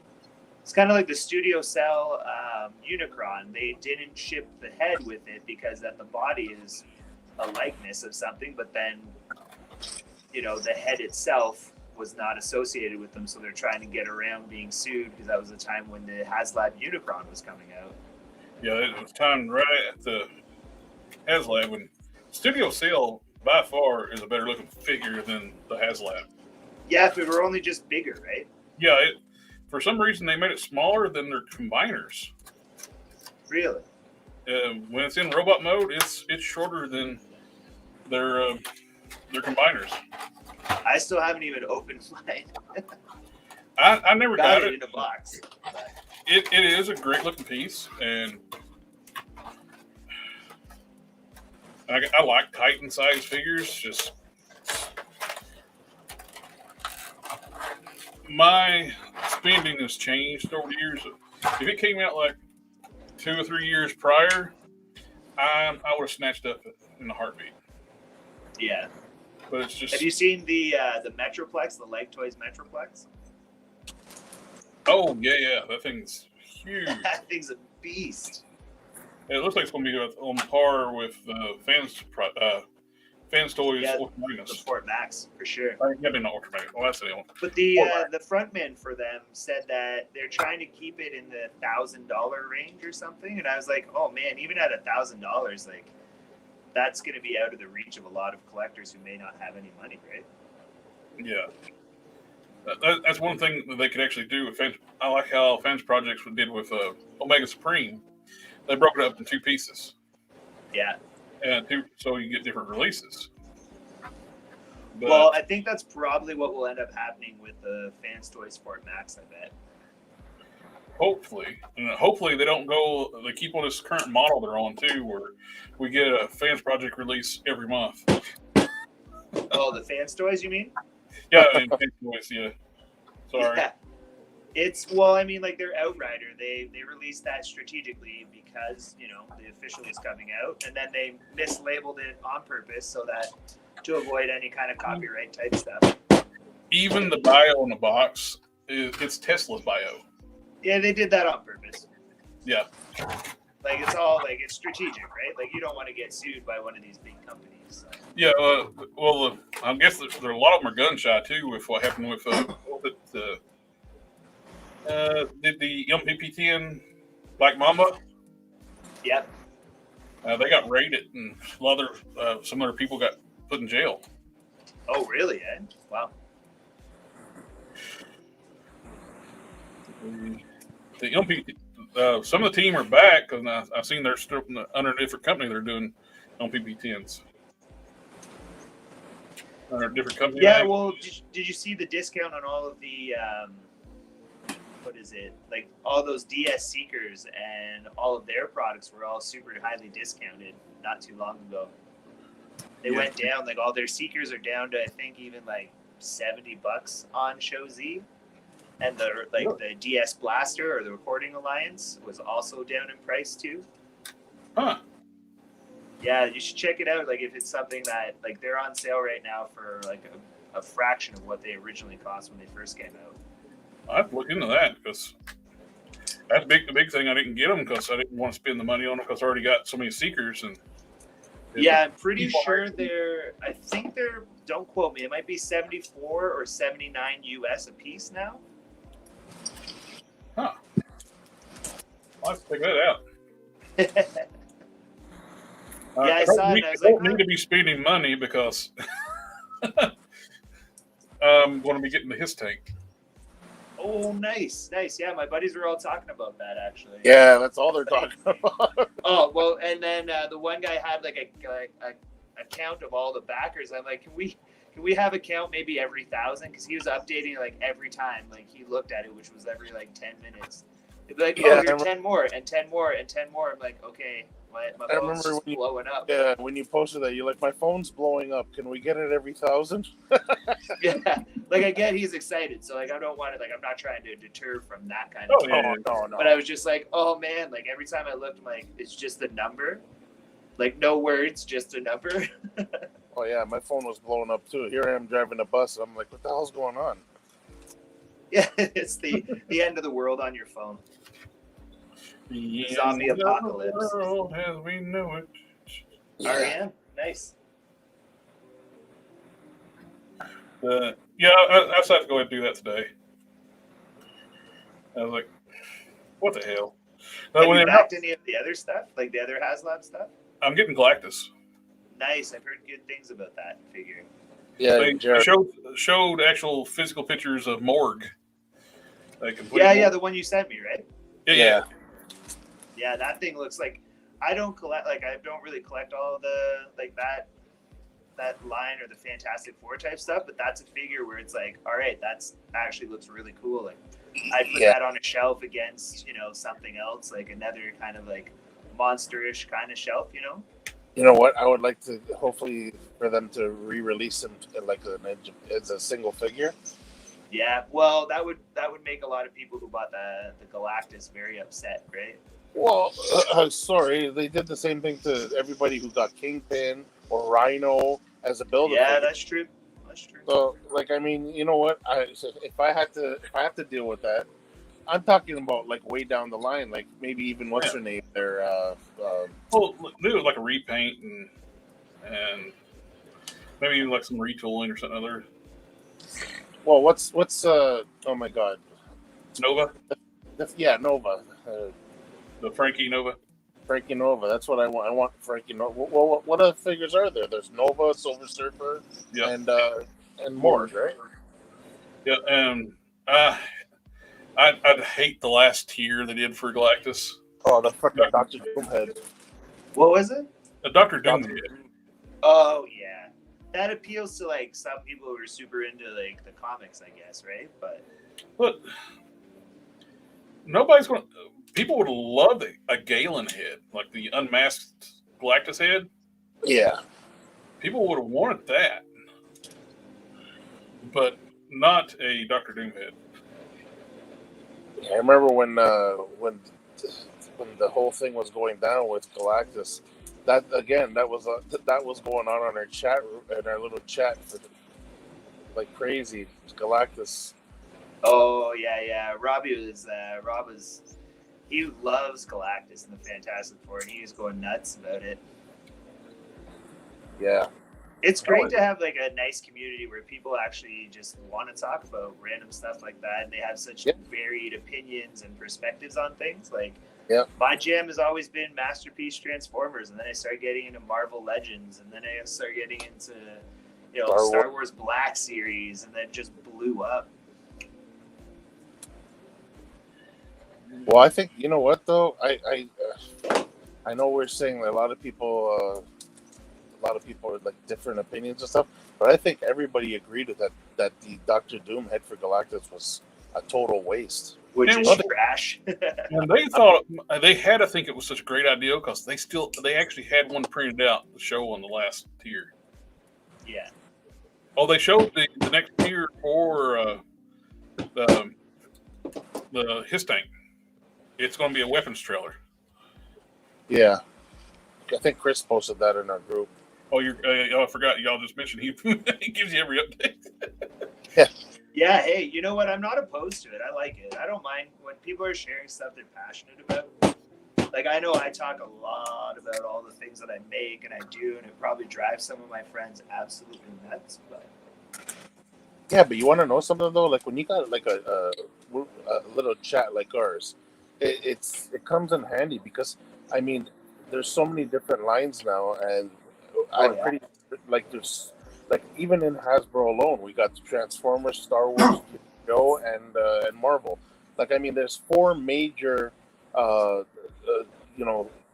lines different for different collectors there, all under Hasbro's Hasbro's license. So it's like, if somebody's posting like all the news that they're getting, like, I mean, hey, I don't collect Transformers, and unfortunately, I'm not in. I didn't collect the Joes. I didn't start, but I'm regretting that. But you know what? I collect Marvel and Star Wars, so every time somebody posts anything Marvel, Star Wars related, it comes, it's good use to me. So I'm gonna step away I'm gonna grab a box here in a second, and I'll be right back. Yeah, sure. So Dom, did you say you're gonna go to TFcon or no? No. If I was collecting Transformers, I'd be there in a heartbeat. I think it might have been Gord who said he was going to go. And he's like, no. He's like, doesn't want to collect one more thing because he knows he'll get sucked into it. One of us. Exactly. One of us. I use that actually. I was saying that. The Transformer community is like family. Yeah.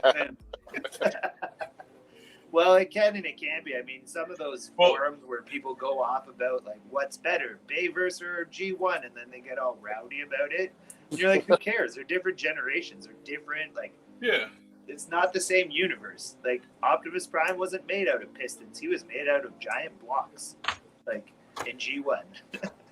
What gets on my nerves more than anything, though, is the trash talk. I like all the generations. Yeah. I like all the generations of Transformers, but you gotta know G1 sells the best. Yeah, because of nostalgia. And all these people's like, I'm sick and tired of everything being G1. It's like, well, that's the start. That's the OG. It's like, why are you here? It's Transformers. I just noticed a comment there from Alpha Proto. 3D printed henchmen. Like you're talking about, like my 3D printed figure here. Is that what you're talking about? Oh yeah. And those droids that you showed me before that you made. Oh, that was from Fun Bee Studios. Yeah, I think I've got it sitting over on my couch, but I tried to make articulated hands for it, and the hands didn't work out so great, and they're also a little bit too big. So the fingers kept popping off. They were originally designed for a Combiner Wars figure, and I printed them, and then it was just a bad news scenario. I think you meant like 3D printed henchmen just to fill out like a Marvel for Marvel? play. Yeah. I use a lot of like the suited bodies. Like I've collected as many suited Marvel Legend bodies as I could possibly get. Like anytime somebody's selling figures and there's a suited body, it doesn't matter which one, I'm like, I'll take that. Yeah. Like just for displays and stuff, right? Like it comes in super, super handy. They should, you know what though? They should try to make a few more. You got what's his name? You got the Luke Cage, Hammerhead. No, Luke Cage and Hydro Man, and now Sandman is on that body. Like, I mean, types of figures that the characters are just wearing like T-shirts and jeans and stuff. You know what I mean? Like that'll also. Well, I was thinking about too. I don't know if he got enough backers or not. Remember, Shardimus was doing that street guy on there, which they came up for regular heads, but they also came up, I guess, for like a selling point was the alien type things. Yeah. To me, the selling point was the fact they were just street thugs. Yeah, like that. I don't know. Like I wouldn't have collected them for the alien type heads, but I can see some people liking it. I would have just like for regular just hoods. You know what I mean? Like guys from the street stuff like that. I think that would have been a where your heroes beat up. Up. Didn't Shardimus Prime? Isn't he doing a series of figures like that where they can? Yeah, that's what we're talking about. It's sorry. My wife was going to bed, so I had to just dip out for a second and talk. Oh, no worries. Yeah. That's what Jared was saying is that because his selling point was like the alien type things, like I don't know. It's some kind of thing that he created, some line, but I prefer it for the regular human aspect of it. You know what I mean? It's like those would have been cool to have on the shelf just like that. Yeah, for sure. But I guess he had to make it into a story too, because then when you're selling a product, you want to have a story to back it, because then it becomes more interesting to people buying, right? It's not just buying a generic figure. You're also buying into the expansion of a universe, I guess, that he's creating as well at the same time. Fiction helps sell stuff. It does. Oh, for sure. But I mean, like, It's like the Valverse stuff where I don't buy any of the comics. I'm not in to buy them all. I'll buy the interesting looking ones, and that's it. And like I bought the Sergeant Slaughters, and I bought the Tim Kennedy. Tim Kennedy's like a military guy, so I bought him. Yeah. I like they're coming out with basic green soldiers. Yeah, those would be good for this. 5 or something like that, so I'm going to buy some of those. Because we got a ton of Cobra grunt, like fodder troop builders, and hardly any Joe troop builders. No, zero troop builders. So the other day I went and bought another bat. I have 3 already, but they came up on Amazon, and I just like instinct bought it, like impulse bought it. I can't help it. I love the bat as a kid, and like I could never find the actual figure that wasn't all broken up and stuff and missing pieces as a kid. And so there's something about like obviously robots that I enjoy. So I'm like, well, I'll just buy as many as I possibly can of this figure. Oh man. All right, I think I've reached my quota of as many arms that I can build. There are like 1, 2, 3, 4, 5 pairs of arms that I've built tonight. Oh man, and still so many more to go. You got another week, right? These should be done before Wednesday, I think. Like the teeth will be an 18-hour print for all of the teeth, and I can glue them to the upper and lower jaw, and then glue the little spikes to the jaw or to the lower jaw on. So those are printed. And then I still have to print the belly, and the tails are all, the pieces to the tails are all printing right now. Those will be done by the morning. And then I have to print all of the spiky ball end. So like this little spike ball end. So what I originally did was I originally printed as one piece, and then I would just attach it, but it wasn't printing properly at the bottom. I don't know if it's in. It wasn't printing at the bottom here properly. So then some of the newer figures that I have, I switched over to a 2-piece. So it prints perfectly, or pretty much perfectly, on all sides, but it's split in half. Excuse me. So like you've got the articulation on the tail here, which is should probably look at the thing. But yeah, the articulation on the tail. But then the actual tail itself is 2 halves, and it makes it easier to print it. It makes it easier to like it just looks better. So things you learn over time, right? Like as you print stuff, you're like, oh, well, maybe I need to revisit this. So, anyways, I'm going to sign off now, but still want to give like another shout out to Madhouse Toys. That's going to be helping me out for TFcon, the Rusty Mechanic. So we've got that review coming up on Wednesday. He's going to release a full review of the figure that will show all the articulation and everything. I haven't seen the video, so I have no idea. It'll be new to me at the same time as everybody else. I'm sure he'll offer some honest critique of it at the time. But yeah, those 2 guys are going to help out. I mean, and a huge, huge shout out to you, Collector Express, for having me on. It's been great, man. Oh, absolutely. I enjoy learning more about the 3D printing stuff and helping out like the other fellow customizers got some cool stuff going in the works. Yeah, man, no, it's appreciated. It's happening right before TFcon too. I've had some people from the States already reach out to me, and like they're like, yeah, I've got a buddy, he's gonna pick up a figure for me, and like I was super honest about all of the imperfections of the 3D printing. I was like, here, look at the bottom, this is what it's like. it's not perfect. Like, so very open and very honest about what the figure is, that it is a garage kit. It's built in my basement kind of thing on a 3D printer. You've been upfront from the very beginning with that, so yeah, and I try to be, because the last thing I would want is for somebody to get something that I've made and go, ugh, I don't want this, right? Or feel deceived in some kind of way. no, man, you know what? You went the best route putting it on the bottom, because look at the way they're displayed right now. You're not even going to see it. No, but I mean, like, even the edges, like on the sides here, which is one thing that Rusty Mechanic had pointed out. Sorry, I don't know if it's showing up on there or not.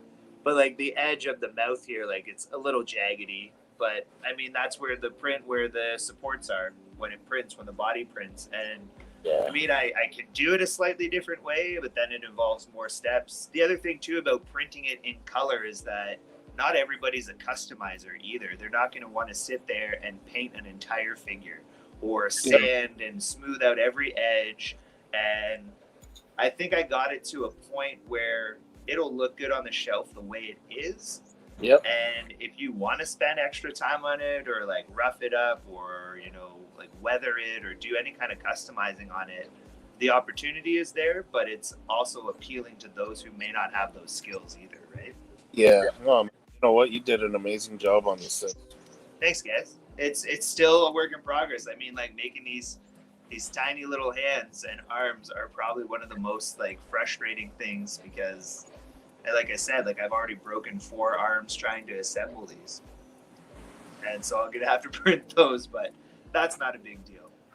They're almost done. I've only got 3 more sets of hands to do, so It could be worse. Yeah. You could have these big meat hooks. Wait, hang on. Have what? These big meat hooks. That's okay. I have like the world's like tiniest hands for a dude. It's totally fine. My friends make fun of me. Those are perfect for customizing. And getting into small places, yeah. I can reach the stuff at the back of the fridge without tipping a lot of the stuff over. Nah, it's all good. I joke. But yeah, it's been great being on, man. I really appreciate it. I appreciate even people were looking at the image that you had for like, just for the work in progress, like all the graphic stuff that you did, like the Photoshop, and they're like, wow, that's a great picture. I'm like, I know, I didn't even do it. It's great. I mean, the Shartigas, the Marauder figure that I built, they looked great in that shot. So hopefully I know they'll all be done in time, but it's just, just sticking to the grind and getting these figures popped out and done and wrapped up in bubble wrap and into a bin to transport over. So, one little thing, if you don't, I know you're going to be busy at your booth and selling. If you happen to get time to get some photos of like some of the prototypes or a video like walk around, love to get that and add to the channel. Oh, like a walk around of TFcon? A walk around TFcon and like their prototype booth they put up. Oh yeah, I'll snap some pics for you. I know that. I don't know how fast these will sell. I'm assuming that from the people I've shown them to, they'll go decently fast, hopefully. But I know that my buddy said that I didn't have to be... only if you get time. Oh no, I'll have time. He said I didn't have to be around the booth the entire time. I'm going to try to help him sell his stuff too. The other thing I forgot to mention is that for people who might not want to buy a figure, the contest for the gold one, this wonderful piece of material here. So it's also, if you spend $20 with Madhouse, so if you're buying figures from Madhouse Toys, every $20 you spend, you get an entrance or like a ballot into the entrance to win it. So the draw, and we're most likely doing the draw on Sunday at TFcon, so you'd have to be there at TFcon in order to win. But yeah, there's that extra sort of little incentive there to come and help, the person who's helping me out, kind of thing. So you spend $20, you get a ballot. So, and I mean, otherwise they're $2 each, and that makes it affordable for even like a small child to be like, I really want that gold thing, right? Yeah. Trying to make it somewhat affordable for people, because I mean, I'd love to keep it, but I just like looking at it and then thinking like, this is kind of like a trophy. You know what I mean? Like, there's only one, and I'm not planning on making any more of them. So, The one and only gold one. Yeah, the Golden Lagoon or Golden. I don't know if I'm allowed to use that for copyright or whatever, but. Oh man, it's still so pointy. I just picked it up and it stabbed me. Maybe not for little kids. Yeah. Oh yeah, no. It's not. This is not something you give your toddler. That's for sure. You'll But put your anyways, eye guys, out. I gotta take off. Pleasure seeing you both. All right. Yeah, thank you for stopping by, hanging out with us, and Yeah, man. We'll do it again sometime soon. I'll let you know how you the building rest like of the build awesome goes. like 3D model kits, and I'm sitting there struggling to get this stupid belt on Dinobot. The Belladere. All right, guys. Good luck with it, eh? Have a good night, bro. All right. good. See you guys.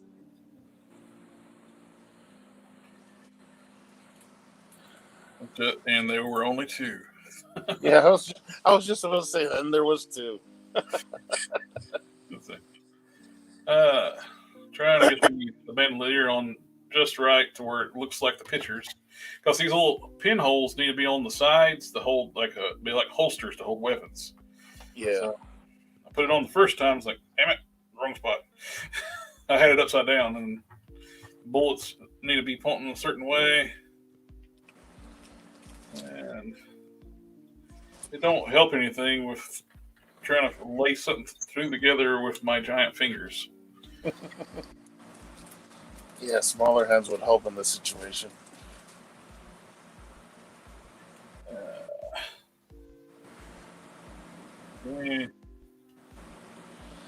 Nope. Yes, that's it. I got one bandolier on. Now I get the other one.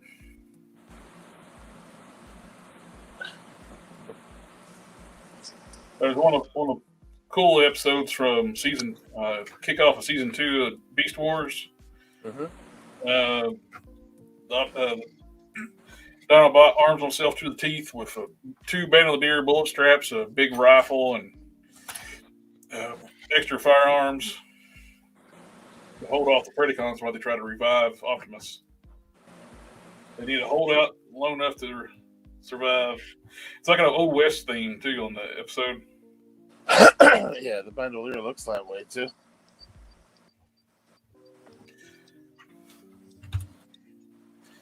There we go.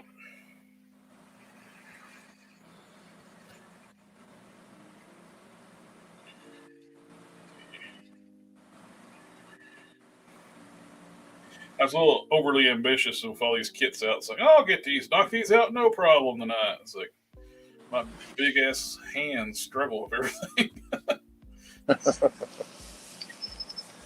Yeah, no, I know the feeling too. You've done a bunch of the model kits too, the Dragon Ball and all that. So Yeah, that's the reason why I got these nippers. yeah, Working on those figurized kits. you want to hear something funny? Because the first few that I did for my nephew, they were the Dragon Ball ones. I didn't have any nippers, so I thought I was just gonna try to buy something that would cut, right? But I didn't realize I've never done one before. Whatever I bought didn't work out, so I had to actually use my freaking nail to my thumbnail to go through the sprue. Ooh. Oh yeah, and I built like three bottle kits like that. It's just using my thumbnail. That's cool. Got the big rifle. That looks like the Rambo of Transformers. Yeah. Dinobot was awesome. He's a cool character.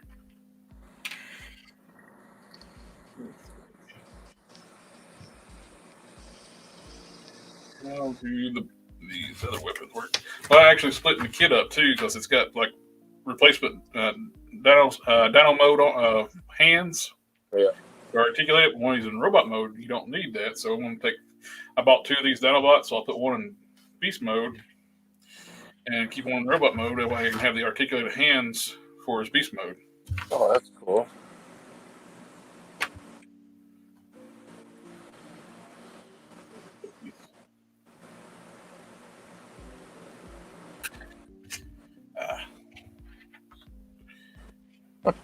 Slot on the side.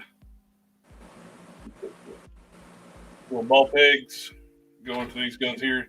These are actually like Rat Trap's guns in the on the show. He uses them too for that episode. You can put one gun on one hit, another gun on the other hit. Yes, it's like a gunslinger from the West, eh? Yep. I gotta put the on the other side. That way you can. There's a slot on both sides, so you can have your guns hanging the same way.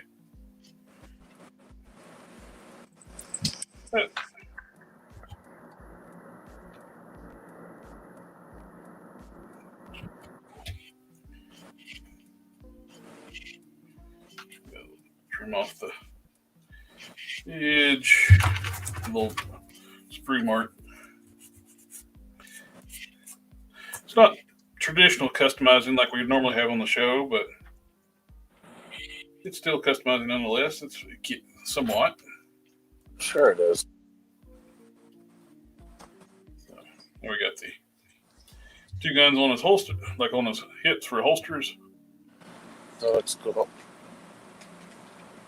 Dinobot was a cool character on the show.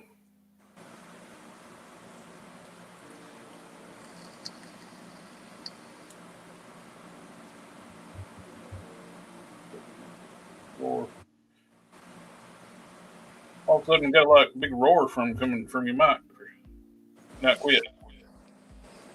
Really? Comes and goes right now. It's weird. Wasn't doing it earlier.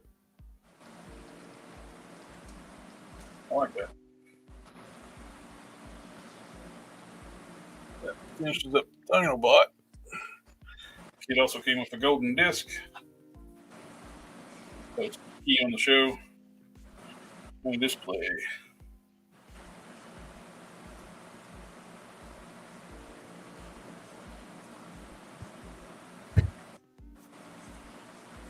Cool. That's a cool little accessory. It's like a big plot device on the show, like the golden disc. Mm-hmm. This is the golden disc that the Earth sent out on like one of the Voyagers, and actually has a message hidden by the G1 Megatron on the disc, telling like the future cells how they go back in time and change things. Huh. Is for Scorponok, like a Cyber Bee.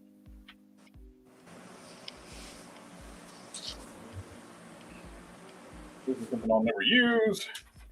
This is the episode where Dinobot dies.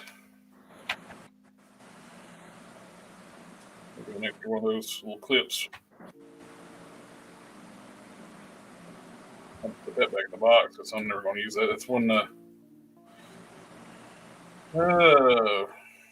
they were needing to get codes from another character, and Black Arachnian dived into his mind to get it.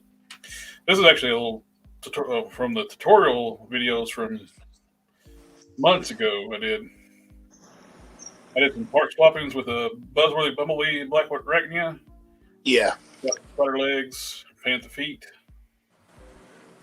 Made her more show accurate. The original Kingdom's Black Arachnia, they made her spider legs black, which they were this copper color on the show. So they did that Buzzworthy, which was a toy style deco of Black Arachnia. I just swapped the legs out and panned the feet, and much more show accurate Black Arachnia. Yeah, you did that video quite a while back. Yeah. I think somebody copied it. And Really? they got the credit for it after they copied it for some reason, somehow. Oh, jeez.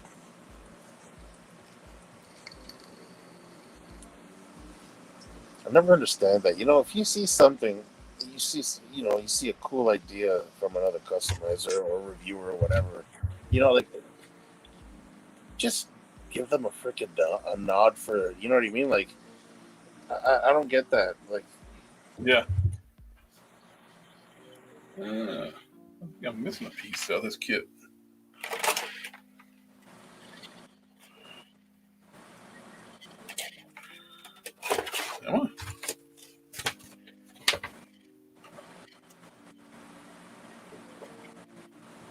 Oh, I bet that comes with the actual figure.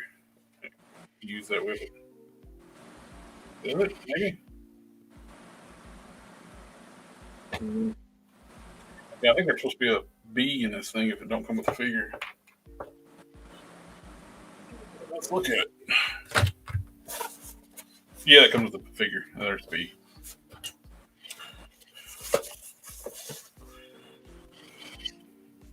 Some of these kits are not very clear. What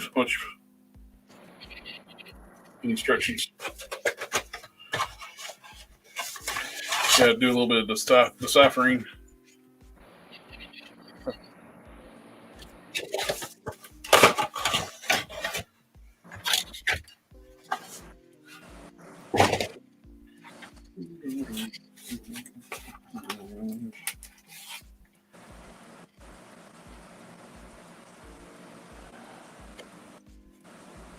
You're getting a lot of static coming from you right now. Might be the fan here. How's that? Better. Still a little bit. I don't know what changed all of a sudden. It was fine earlier. Yeah, I know. I didn't even move either. I don't know what the.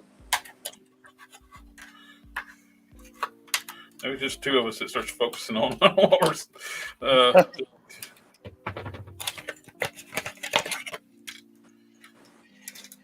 I hate this new packaging they're going through on these figures.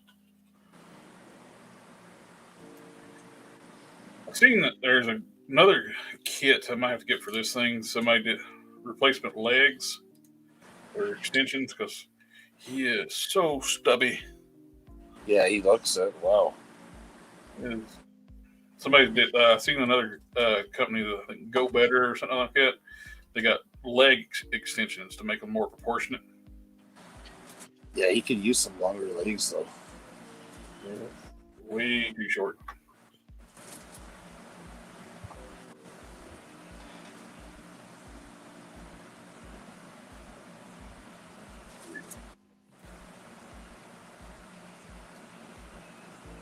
That would be, yeah, plug the B in from the, comes with the figure. Put that into his claw.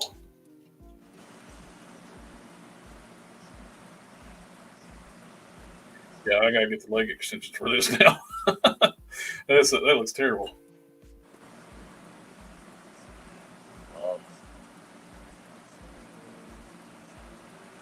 I'm so behind on opening on stuff, never opened it up. It's like, whoa. It's like they put the wrong lower body on it.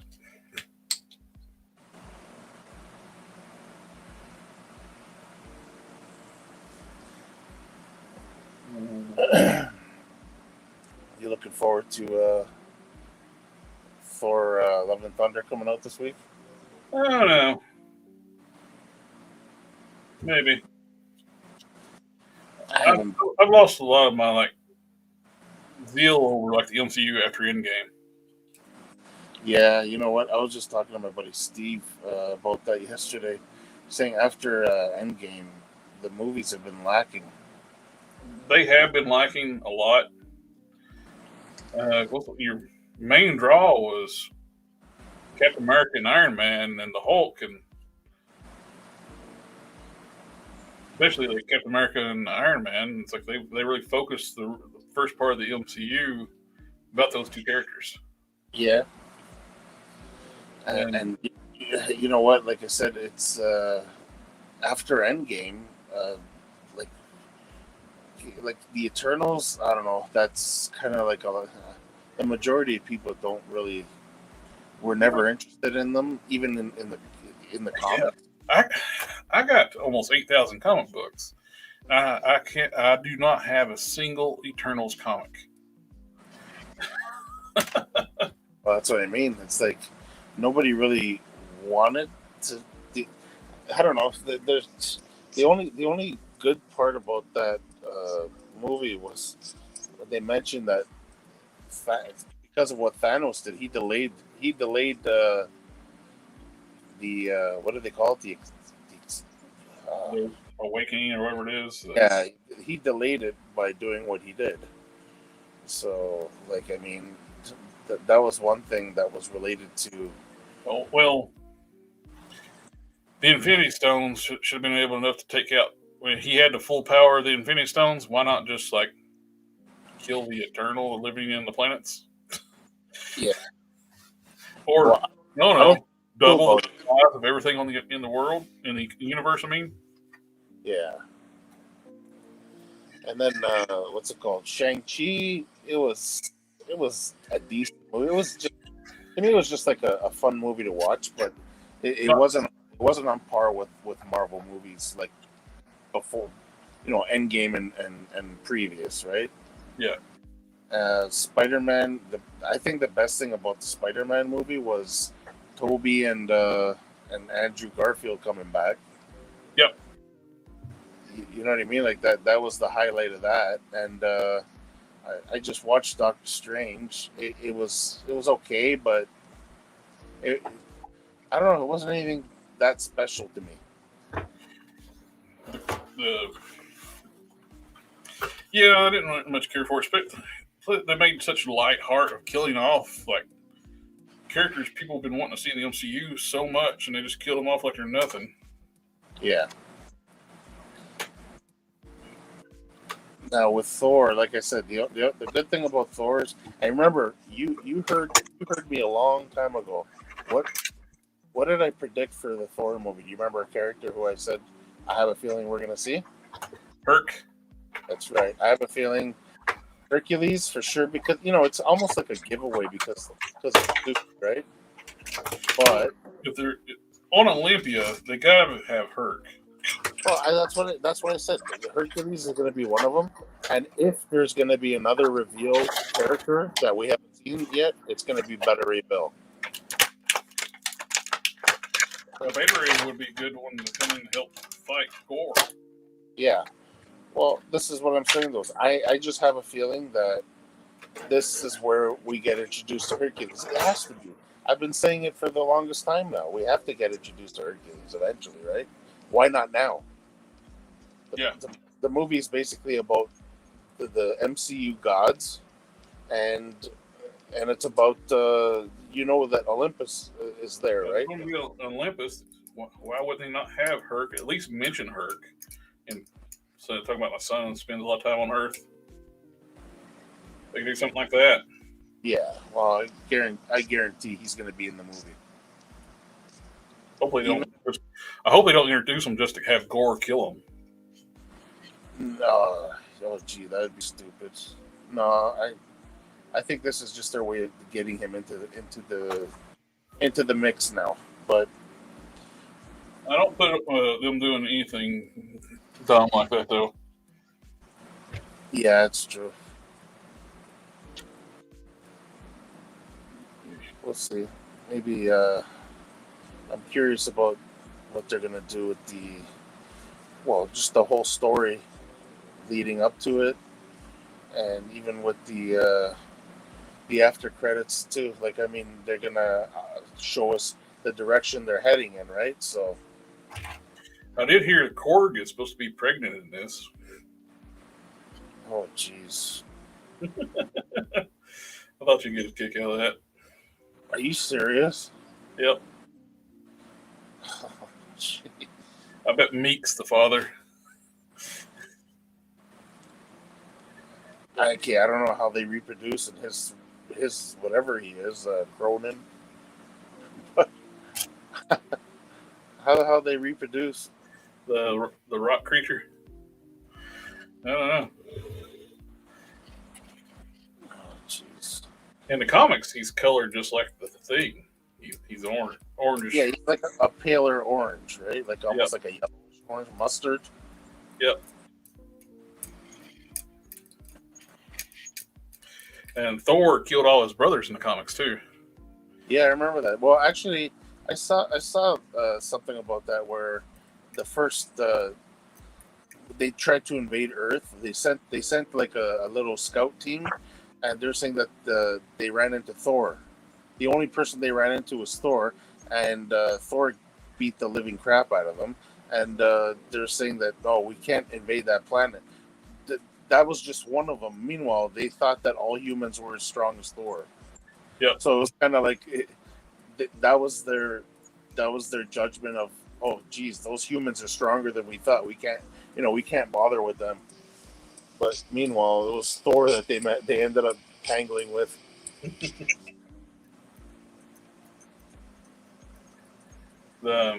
If you remember, the Dark World, he kills That big one. that one that looks just like one of his species. Well, that's basically what he looked like in the Hulk comic. Yeah. The armor was down to a T. He had the same armor on and everything. It looked like he killed a member of Korg's race in the Dark World. Yeah. And that was a big one too. That was that. Like I said, everybody assumed that was Korg right away. Yep. Well, he was dressed like him. He was dressed like him, and just like all like Groots are all named Groot. Yeah.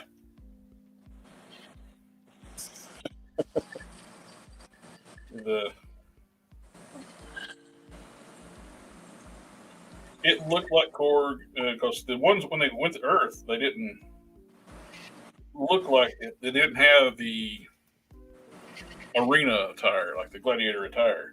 Yeah. In the comics, that was because of the gladiator pits on Sakaar.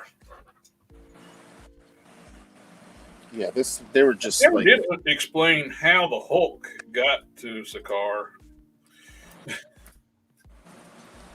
Yeah, they just said that when Thor asked Hulk, oh, how'd you get here or whatever, he's like, Quinjet, like they never really stated, like, and then a lot of people made the assumption that that proves that Valkyrie is stronger than the Hulk. Like, what do you mean? They're like, oh, because of what happened on Sakaar. I'm like, well, what happened on Sakaar? They didn't show anything. Yeah, like, she never fought the Hulk. Yeah, they're saying that basically the way she captured Thor was probably the way she captured the Hulk. And I'm like, you're assuming. Well, one of the things, too, in the comics, when the Hulk went through the portal that took him to Sakaar, it snapped half his strength. Yeah. We can state when the Royal Guard actually took him down and put that the disc on him. And the discs are no joke. They were actually powerful enough to take down the Surfer. The Hulk, yeah, exactly. Yeah. But you know what? But this is just another thing. That theory goes out the window to me. You know why? Hulk didn't have a disc on him, so he obviously wanted to be where he was. Yeah. So I'm pretty sure, like, they're saying all that the collector said was, "Oh, she brought me my my beloved champion." It doesn't mean that he didn't go willingly. Like, I mean, she didn't beat him to bring him there. He didn't have an obedience disc on him. Yeah. So it means that there was no struggle. So I don't know what the hell people are talking. Oh, people are like, "Oh, Valkyrie's stronger than the Hulk." I'm like, well, what do you mean? Where did you see that in the movie? Oh, right there. Alpha Proto says right here. They were friends in the movie. That's how she brought him there. Exactly. He liked her.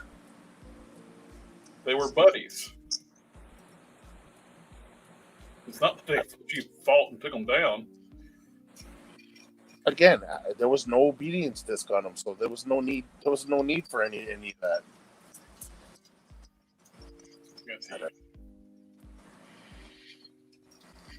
It has a big old god of silver paint on the back spoiler when I opened it up. I was taking that off. I'm still curious as to, like, a lot of people are thinking that they're trying to replace, like, most of the original cast, whereas what they did with Hawkeye, a lot of people think that Jeremy Renner's done with the movies. Well, they never really made that clear. Like, they didn't say anything. I know he wanted to be with his family and all, but so they're going to replace him with Kate Bishop, and now they're saying that Captain America was replaced. He says I don't mind like Captain America being replaced, but they should have followed the comics. Yeah. Falcon didn't become the Cap until like recent few years. Yeah. When Cap originally died, Bucky took over the mantle, and it's one of the most iconic looking costumes too for Captain the Bucky Cap. That chrome and black suit, chrome blue and black. Yep.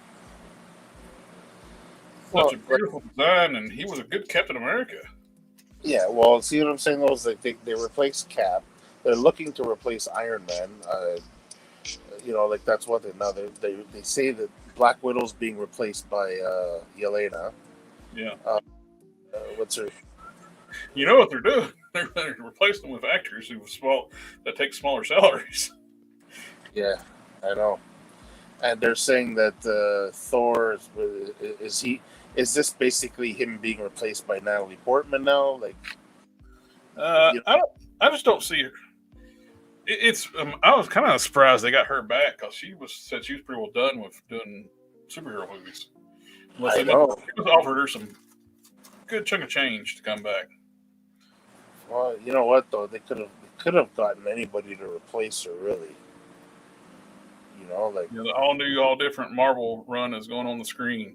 Yeah, that run nearly destroyed Marvel Comics too, which it was. The issue was they were like replacing all the characters and getting rid of the main. You read Iron Man, pick up an Iron Man book when you got Ironheart. You pick up a Hulk book, you got Braun on Amadeus Cho. You pick up Hawkeye, you got Kate Bishop. Like, people want to pick up a book and read the characters that it's on.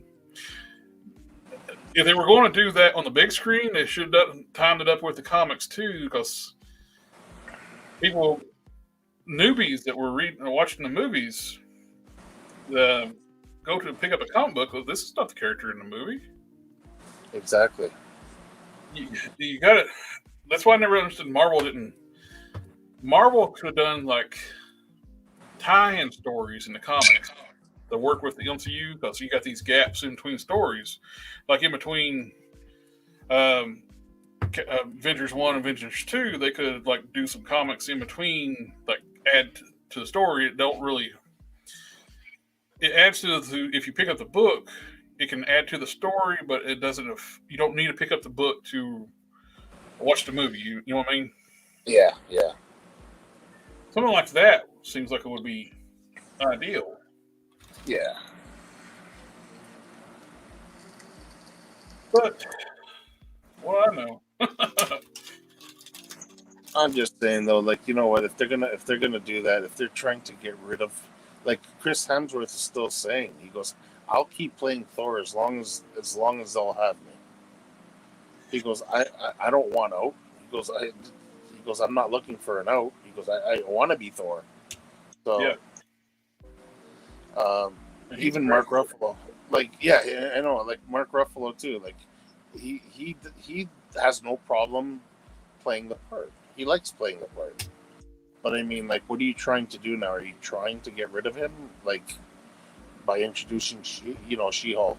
I know there was a rumor a while back, like, when they first talked about the She-Hulk show, there was a rumor saying that they're going to use this show to kill off Banner. It's like, well, yeah, he obviously. I know the MCU is different from the comics, but how are you going to kill off that character? Yeah. I'm hoping we can get a true like Hulk story, an individual movie story again. I would love to see something like World War Hulk or something like that. World War Hulk was one of the best overarching like big storylines they did in the comics. Yeah. Well, the last few Hulk runs have been good from what everybody's saying. They've been good, but but we don't need to do the modern stuff now. Like you got from 1960 to now to pull from, but they don't want to pull from storylines that people actually like. Well, I'm saying nobody don't like these stories here, but don't jump to the end. Tell other stories. Save like your current stories till like several years down the road. Well, did you hear what Mark Ruffalo said to Kevin Feige there? Like he said that they were together at one of the I don't know, an award show or something. This is going back a while, and Kevin Feige like looks at Mark Ruffalo and he's like, "So what do you think?" He goes, "What do you think of the Hulk? Like, pretty much done or what?" And Mark Ruffalo looked at him and says, "Hey," he goes, there is so much we can do with the character still." And then Feige was like, "Okay, you know what? Come to my office. We'll talk." Oh, I really want to see the return of the Savage Hulk. Yeah.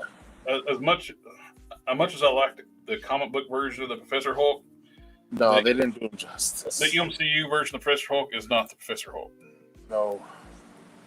Yeah, they have time-tested stories to draw from. Yep. All the Batman movies draw from the most popular Batman comics now, and it works. Yeah, but you got a huge history to pull from. That's what Lucasfilm screwed up with. They come in, it's like, and then lied about it. It's like, well, after all their stuff screwed up, it's like, well, we don't have all the rich history like Marvel to pull from. It's like, yeah, you do. Yeah, no kidding. It's like you're the one who came in and said, no, none of this matters.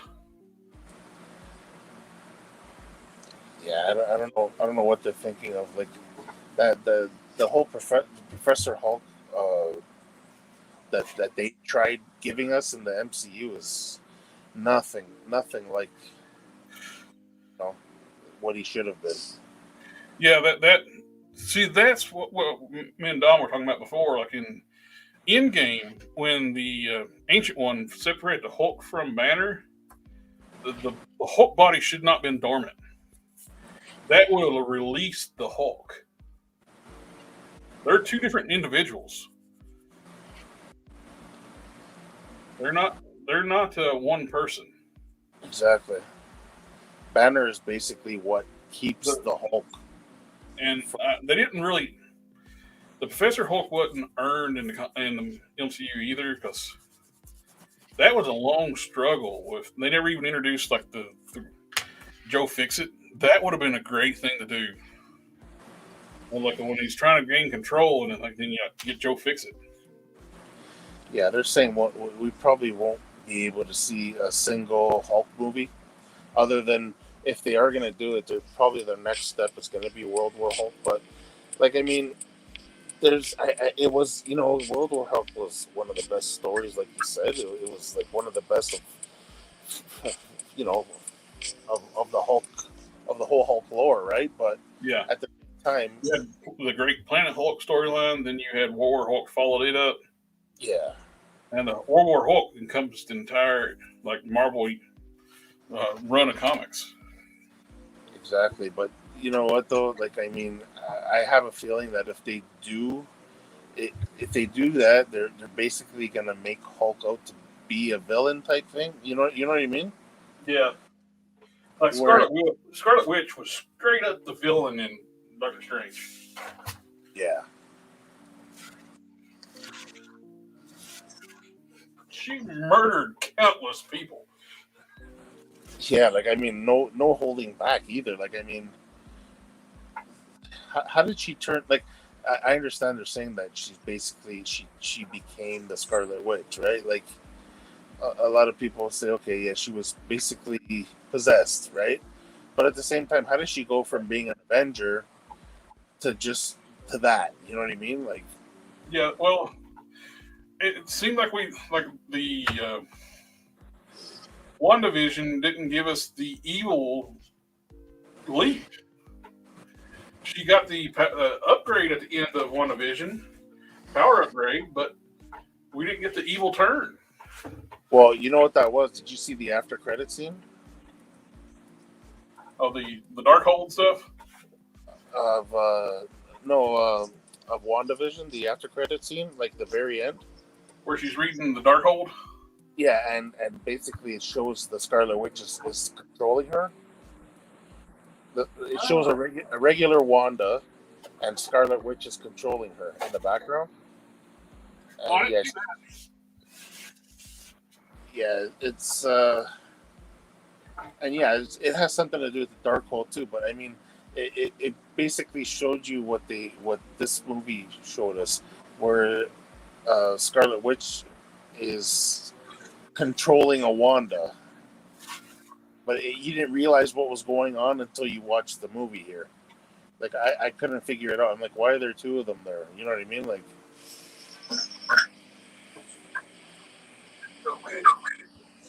I dropped one of my parts in the floor. I'll have to find it later.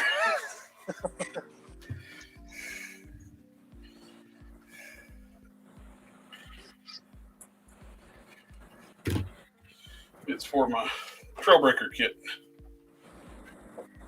I think this is going to be the last kit I do for tonight. No, that was not... Okay. That was not regular Wanda. That was a projection. Okay.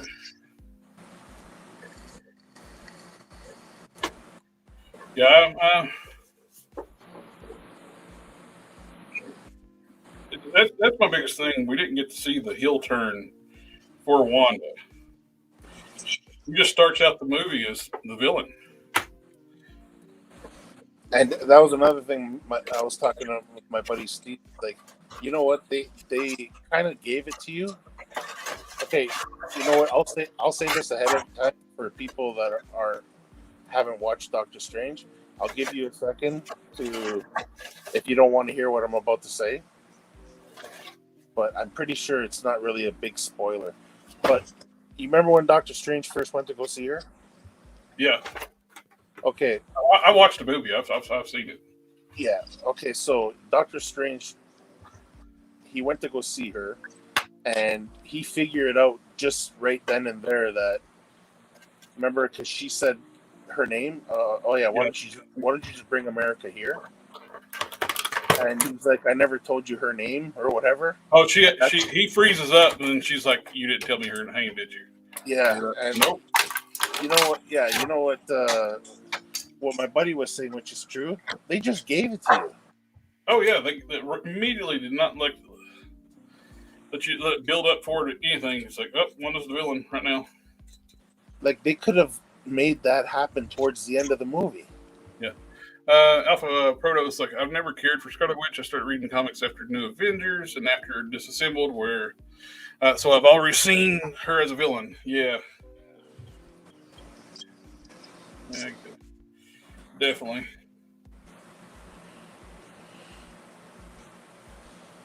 Yeah, and it was like in the comics, it never made sense too. It was like she got this weird, crazy power up. She never was that powerful to begin with. Then all of a sudden, like, they decided to make her one of the most powerful characters in comics.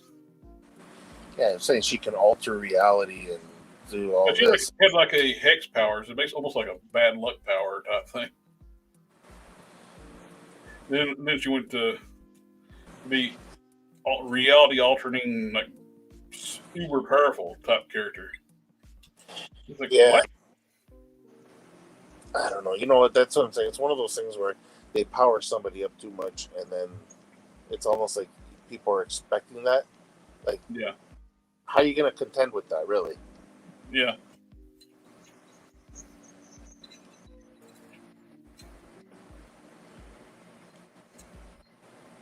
I like having these biggest issue. Like, this is one of my favorite things for like upgrade kits for Transformers. So like the mainline figures, they have all these big panel gaps. So they make you use.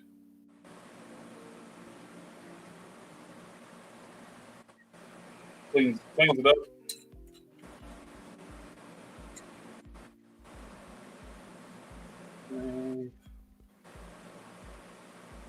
That's one of the ones that dropped in the floor is when it goes in this forearm piece. Look for it later. Yeah. Well, that sucks. Sometimes you get run into that too, like these. They're too loose, and you gotta add a little touch of glue.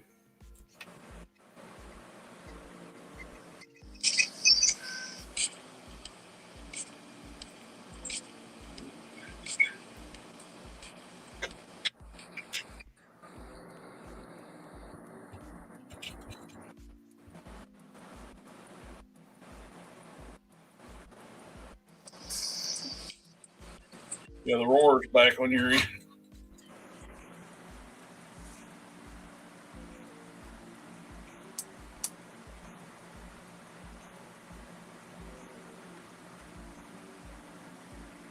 That one don't really do a whole lot. It sits in almost about too deep.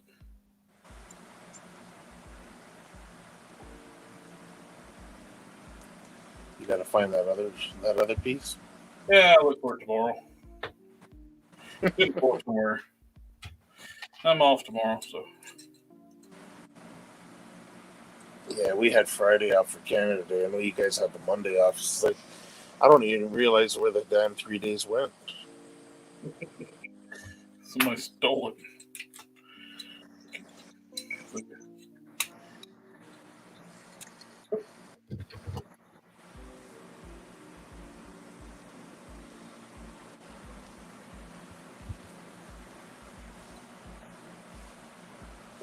Keon sent me a picture of Custom. Come on back on here.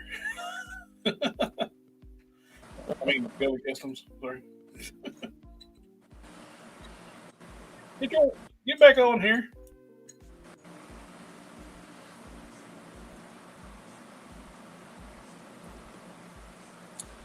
We're getting close to that 3-hour mark. Jeez. Oh, well.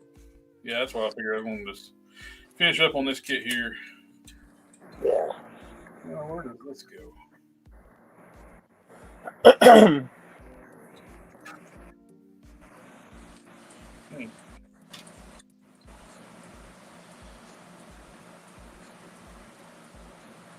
More like Trailbreaker now. Got his one laser hand. Take the hand off with the laser hand on.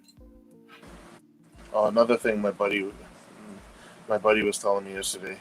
We're talking about like the whole when they were doing the Amazing Spider-Man there with Andrew Garfield. Mm-hmm. Remember, as soon as they finished that part 2, and then all of a sudden Marvel got the rights to Spider-Man and they hired Tom Holland and they just ditched Andrew Garfield, and everyone was like, oh yeah, you know, everybody was all excited and whatever. And then when they finally introduced Andrew Garfield back in, people are like, oh yeah, well, he was great as Spider-Man and we want to see him. And now they're talking about, Sony's talking about continuing where they left off with the Sinister Six. I think it would actually be a good idea. Like if there's a big issue of using Tom Holland, like within the Sony verse, just let Andrew Garfield be the Spider-Man for the Sony verse. Exactly. He was fine as Spider-Man. I didn't like him as Peter Parker, but I liked him as Spider-Man. You know what I mean? I didn't mind him at all. Like for the part, I think he was like people. The only issue I had with him was as Spider-Man, he's too cool. Peter Parker, he's too cool. Yeah. Peter Parker's a dork. Even after he gets his powers, he's not a cool guy. Yeah.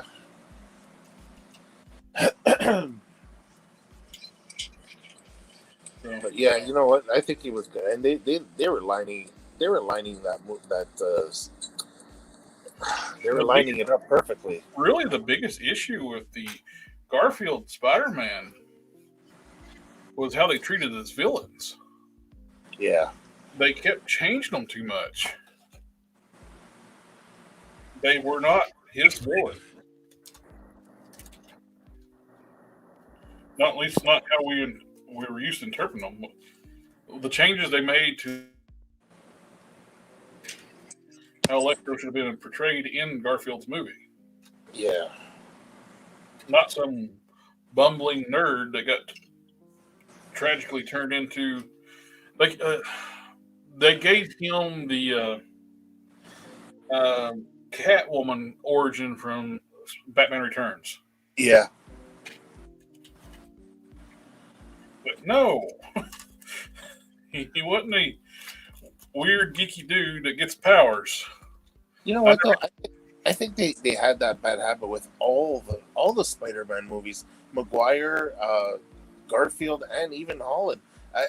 They're the villains in all those Spider-Man movies are basically just misunderstood people.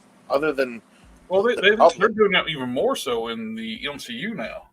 Yeah. All the Disney Plus villains, they want them to be misunderstood people.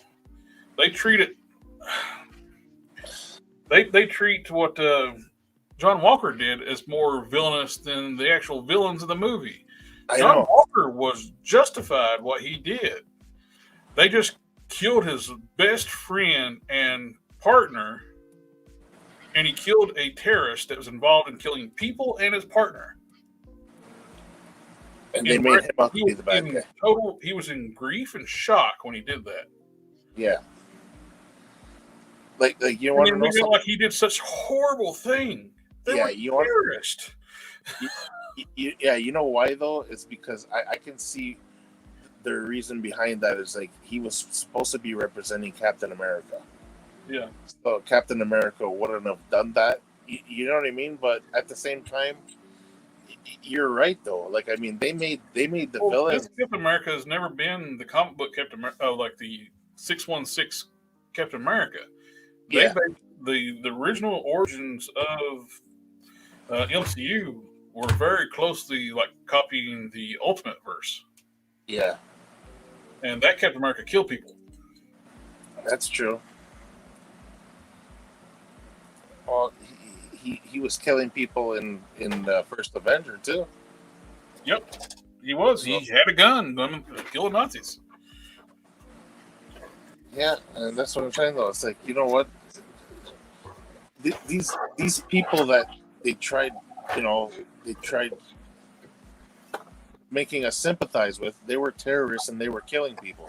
Yeah, and their reasoning for being terrorists, they didn't want to give up the free stuff they got when everybody died. And when they come back, they didn't want to give it up. That was their reasoning for terrorism. Yes. So stupid. It's like, why can't we have a bad guy that people just love to hate? You know what I mean? Like, oh, that's it. Sometimes bad guys just need to be bad guys. They're like they were trying to justify Wanda's actions. Well, my children, your children didn't exist. They were made up. Yeah. And here's another thing too.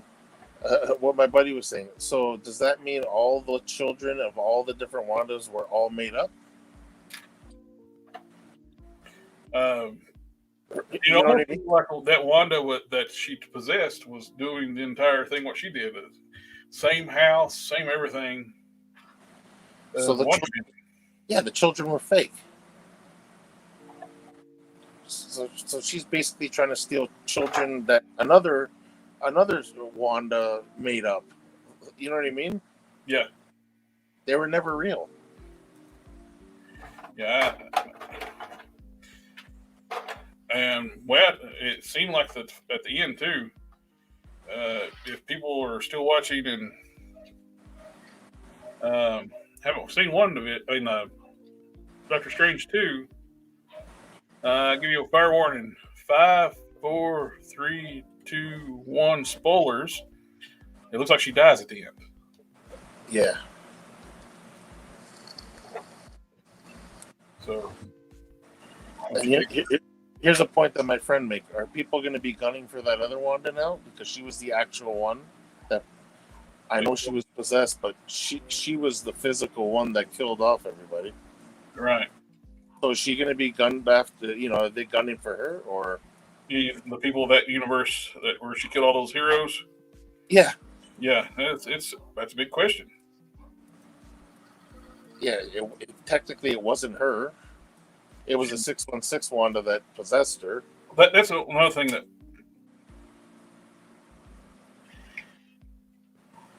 the MCU is not 616. They shouldn't have not said that because it's clearly not 616.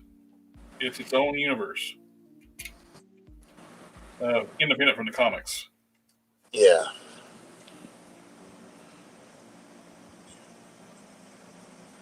Little filler piece that goes in there, fills in the gap, makes it a little cleaner.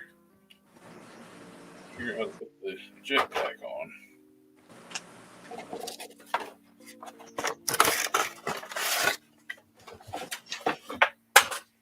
Keep knocking stuff over.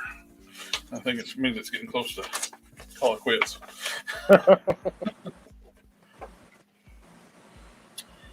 Okay.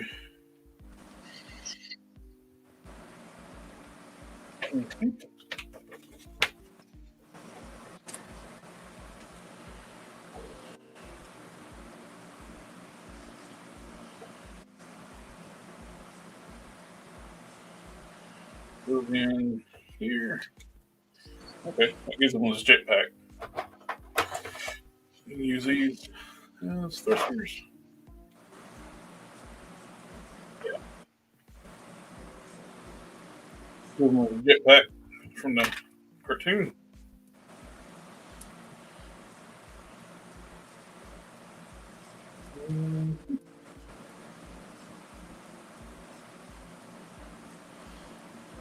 Not use the rest of the parts. Because Morningstar, which is cool.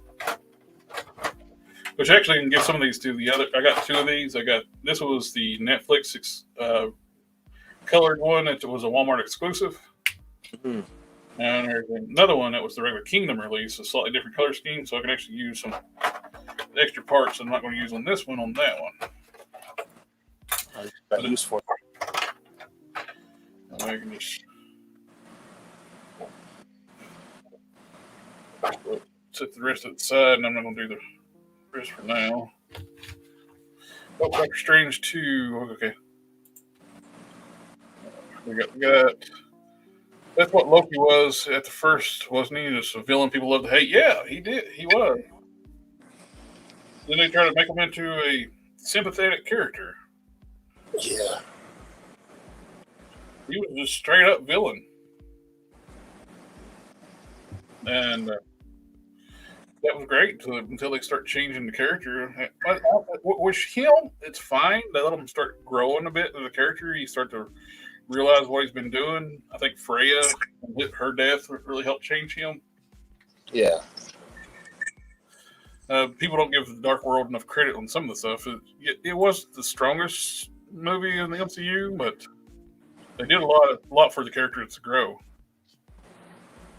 The dumbest thing was when they had the professor like going crazy. Yeah.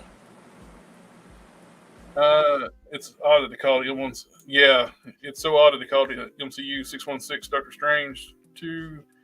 Zero called it 616 when he made that up. He was from another dimension, and it was a cover story. Yeah.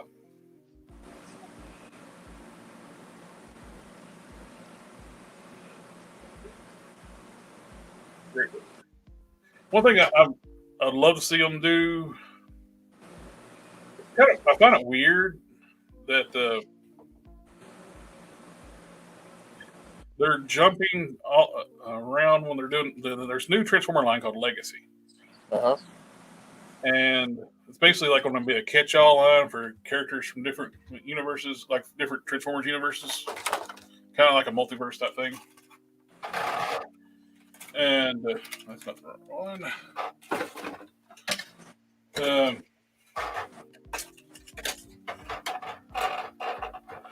The lines they're pulling from is weird. Like they're pulling from more recent lines than they are older lines, which to me it seems like they would do the lines they're pulling from. The figures actually had decent figures. Like they're doing in Japan the series was called Galaxy Force. Here in the United States it's called Cybertron. Yeah, those figures were already good. So they're giving us updated of already good figures. Actually, when they did the update of the Galaxy Force Optimus Prime, it's a worse figure. So rather than pull from the other lines that they should be upgrading. Yeah, like they could have done Armada. That was one of the very first bringing over Transformers animes instead of US doing their own cartoons. Yeah. Transformers, like to save money, they were just bringing over what Takara did and redubbing them for the US market. Armada was basically like they kicked off what they call the Unicron trilogy. Cybertron was the very end of it. You had Armada, you had Energon, and Cybertron. They call that the Unicron trilogy. Armada figures are most of the figures from that way line of figures were bricks. They were meant for kids, like little kids. They didn't have hardly any articulation. That should have been like the ones getting highly articulated upgrades to me. Yeah. Or even like pulling from lines that didn't even get released in America, which I would. There's a guy online. I actually he's one of the channels I recommend on my channel. If you go to my channel page, he does a computer upscaling of shows, and he's doing Beast Wars 2, the Japanese only series. Mm-hmm. He's done Beast Wars, the animated, like the CG series. He did Big Guy and Rusty. He does all kinds of cartoons and shows, and they're fantastic. His upscaling is beautiful work. I don't understand. They keep making all these terrible new Transformer shows. They got several series they could remaster and bring over and make new figures from those. When Transformers stopped in the United States, it was at what they call Rebirth, the final 4 episodes or 3. Mm-hmm. In Japan, it got another series. It got Headmasters. It got some of the episodes. I like the concept of Headmasters better, but a lot of the episodes were goofy and silly. But to us, I guess for them, I guess it was fine. But yeah, they could actually remaster some of those older shows. Like you had Headmasters, you had what was the one afterwards? The Power Master. That was. They had 2 or 3 more series after the U.S. series ended. Then when Beast Wars came out, they had 2 other Beast Wars cartoons. You had Beast Wars 2 and Beast Wars Neo. They were doing these fantastic Kingdom-like versions of Beast Wars characters. To me, it seemed logical to do Beast Wars 2 characters. Oh, yeah.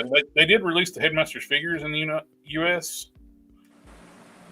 Yeah, Pretenders was in the Next Line series. I don't know why I'm blanking out on the Japanese series. I guess that's what Google's for.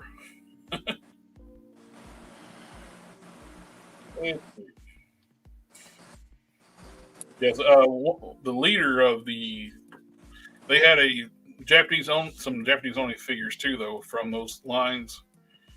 And the leader of the Pretenders over there was what's his name? Hawk, but he suffers from gold plastic syndrome real bad, and it's a brittle figure. All right, I think we should call it a night. I'm getting all the list of series. This is the Transformers animated series.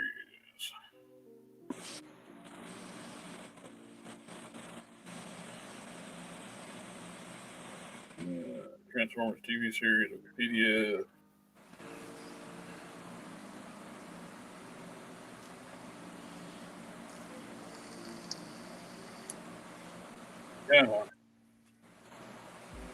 Yeah. Cartoon overview. Okay. The Headmaster series, Super God Master Force, Victory, and Zone. And you had the Beast Wars series, Beast Wars 2 and Neo. And you had the Car Robot series, which was before the very first anime. Right after Beast Wars, it didn't get a lot of traction. Around like 9/11 happened. Sounds like a lot of freaking series, though. Yeah, and the Car Robots was a unique take on the Transformers. They were actually going back to more G1 stuff, but they mixed in some Beast Wars stuff in it too. some of the new type of lore Beast Wars introduced.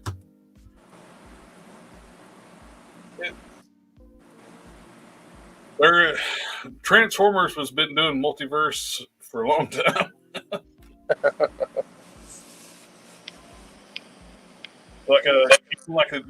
The movie timeline is in the comics is considered an alternate universe. Because in the movies, in Marvel Comics, the movies happen in another universe, and in the main timeline for Transformers in the comics, Prime died different ways. He came back and different things, and yada yada yada. It's just completely different continuity.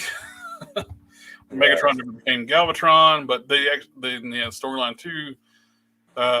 The Marvel's Unicron brought Unicron over from that universe to be, because the Unicron was destroyed in that universe, like in the movie. But this Unicron brought Galvatron over to be his herald here. It's very convoluted. In the Marvel Comics too, they're living beings. They're not just robots. The Unicron and Primus were like Galactus and type of celestial beings. They just took on human planetoid forms. Yeah. Like when people talk about like a Galactus versus Unicron, but which version of Unicron? You're talking about the movie Unicron, Galactus all the way. Marvel Comics Unicron, that'd be a tougher fight.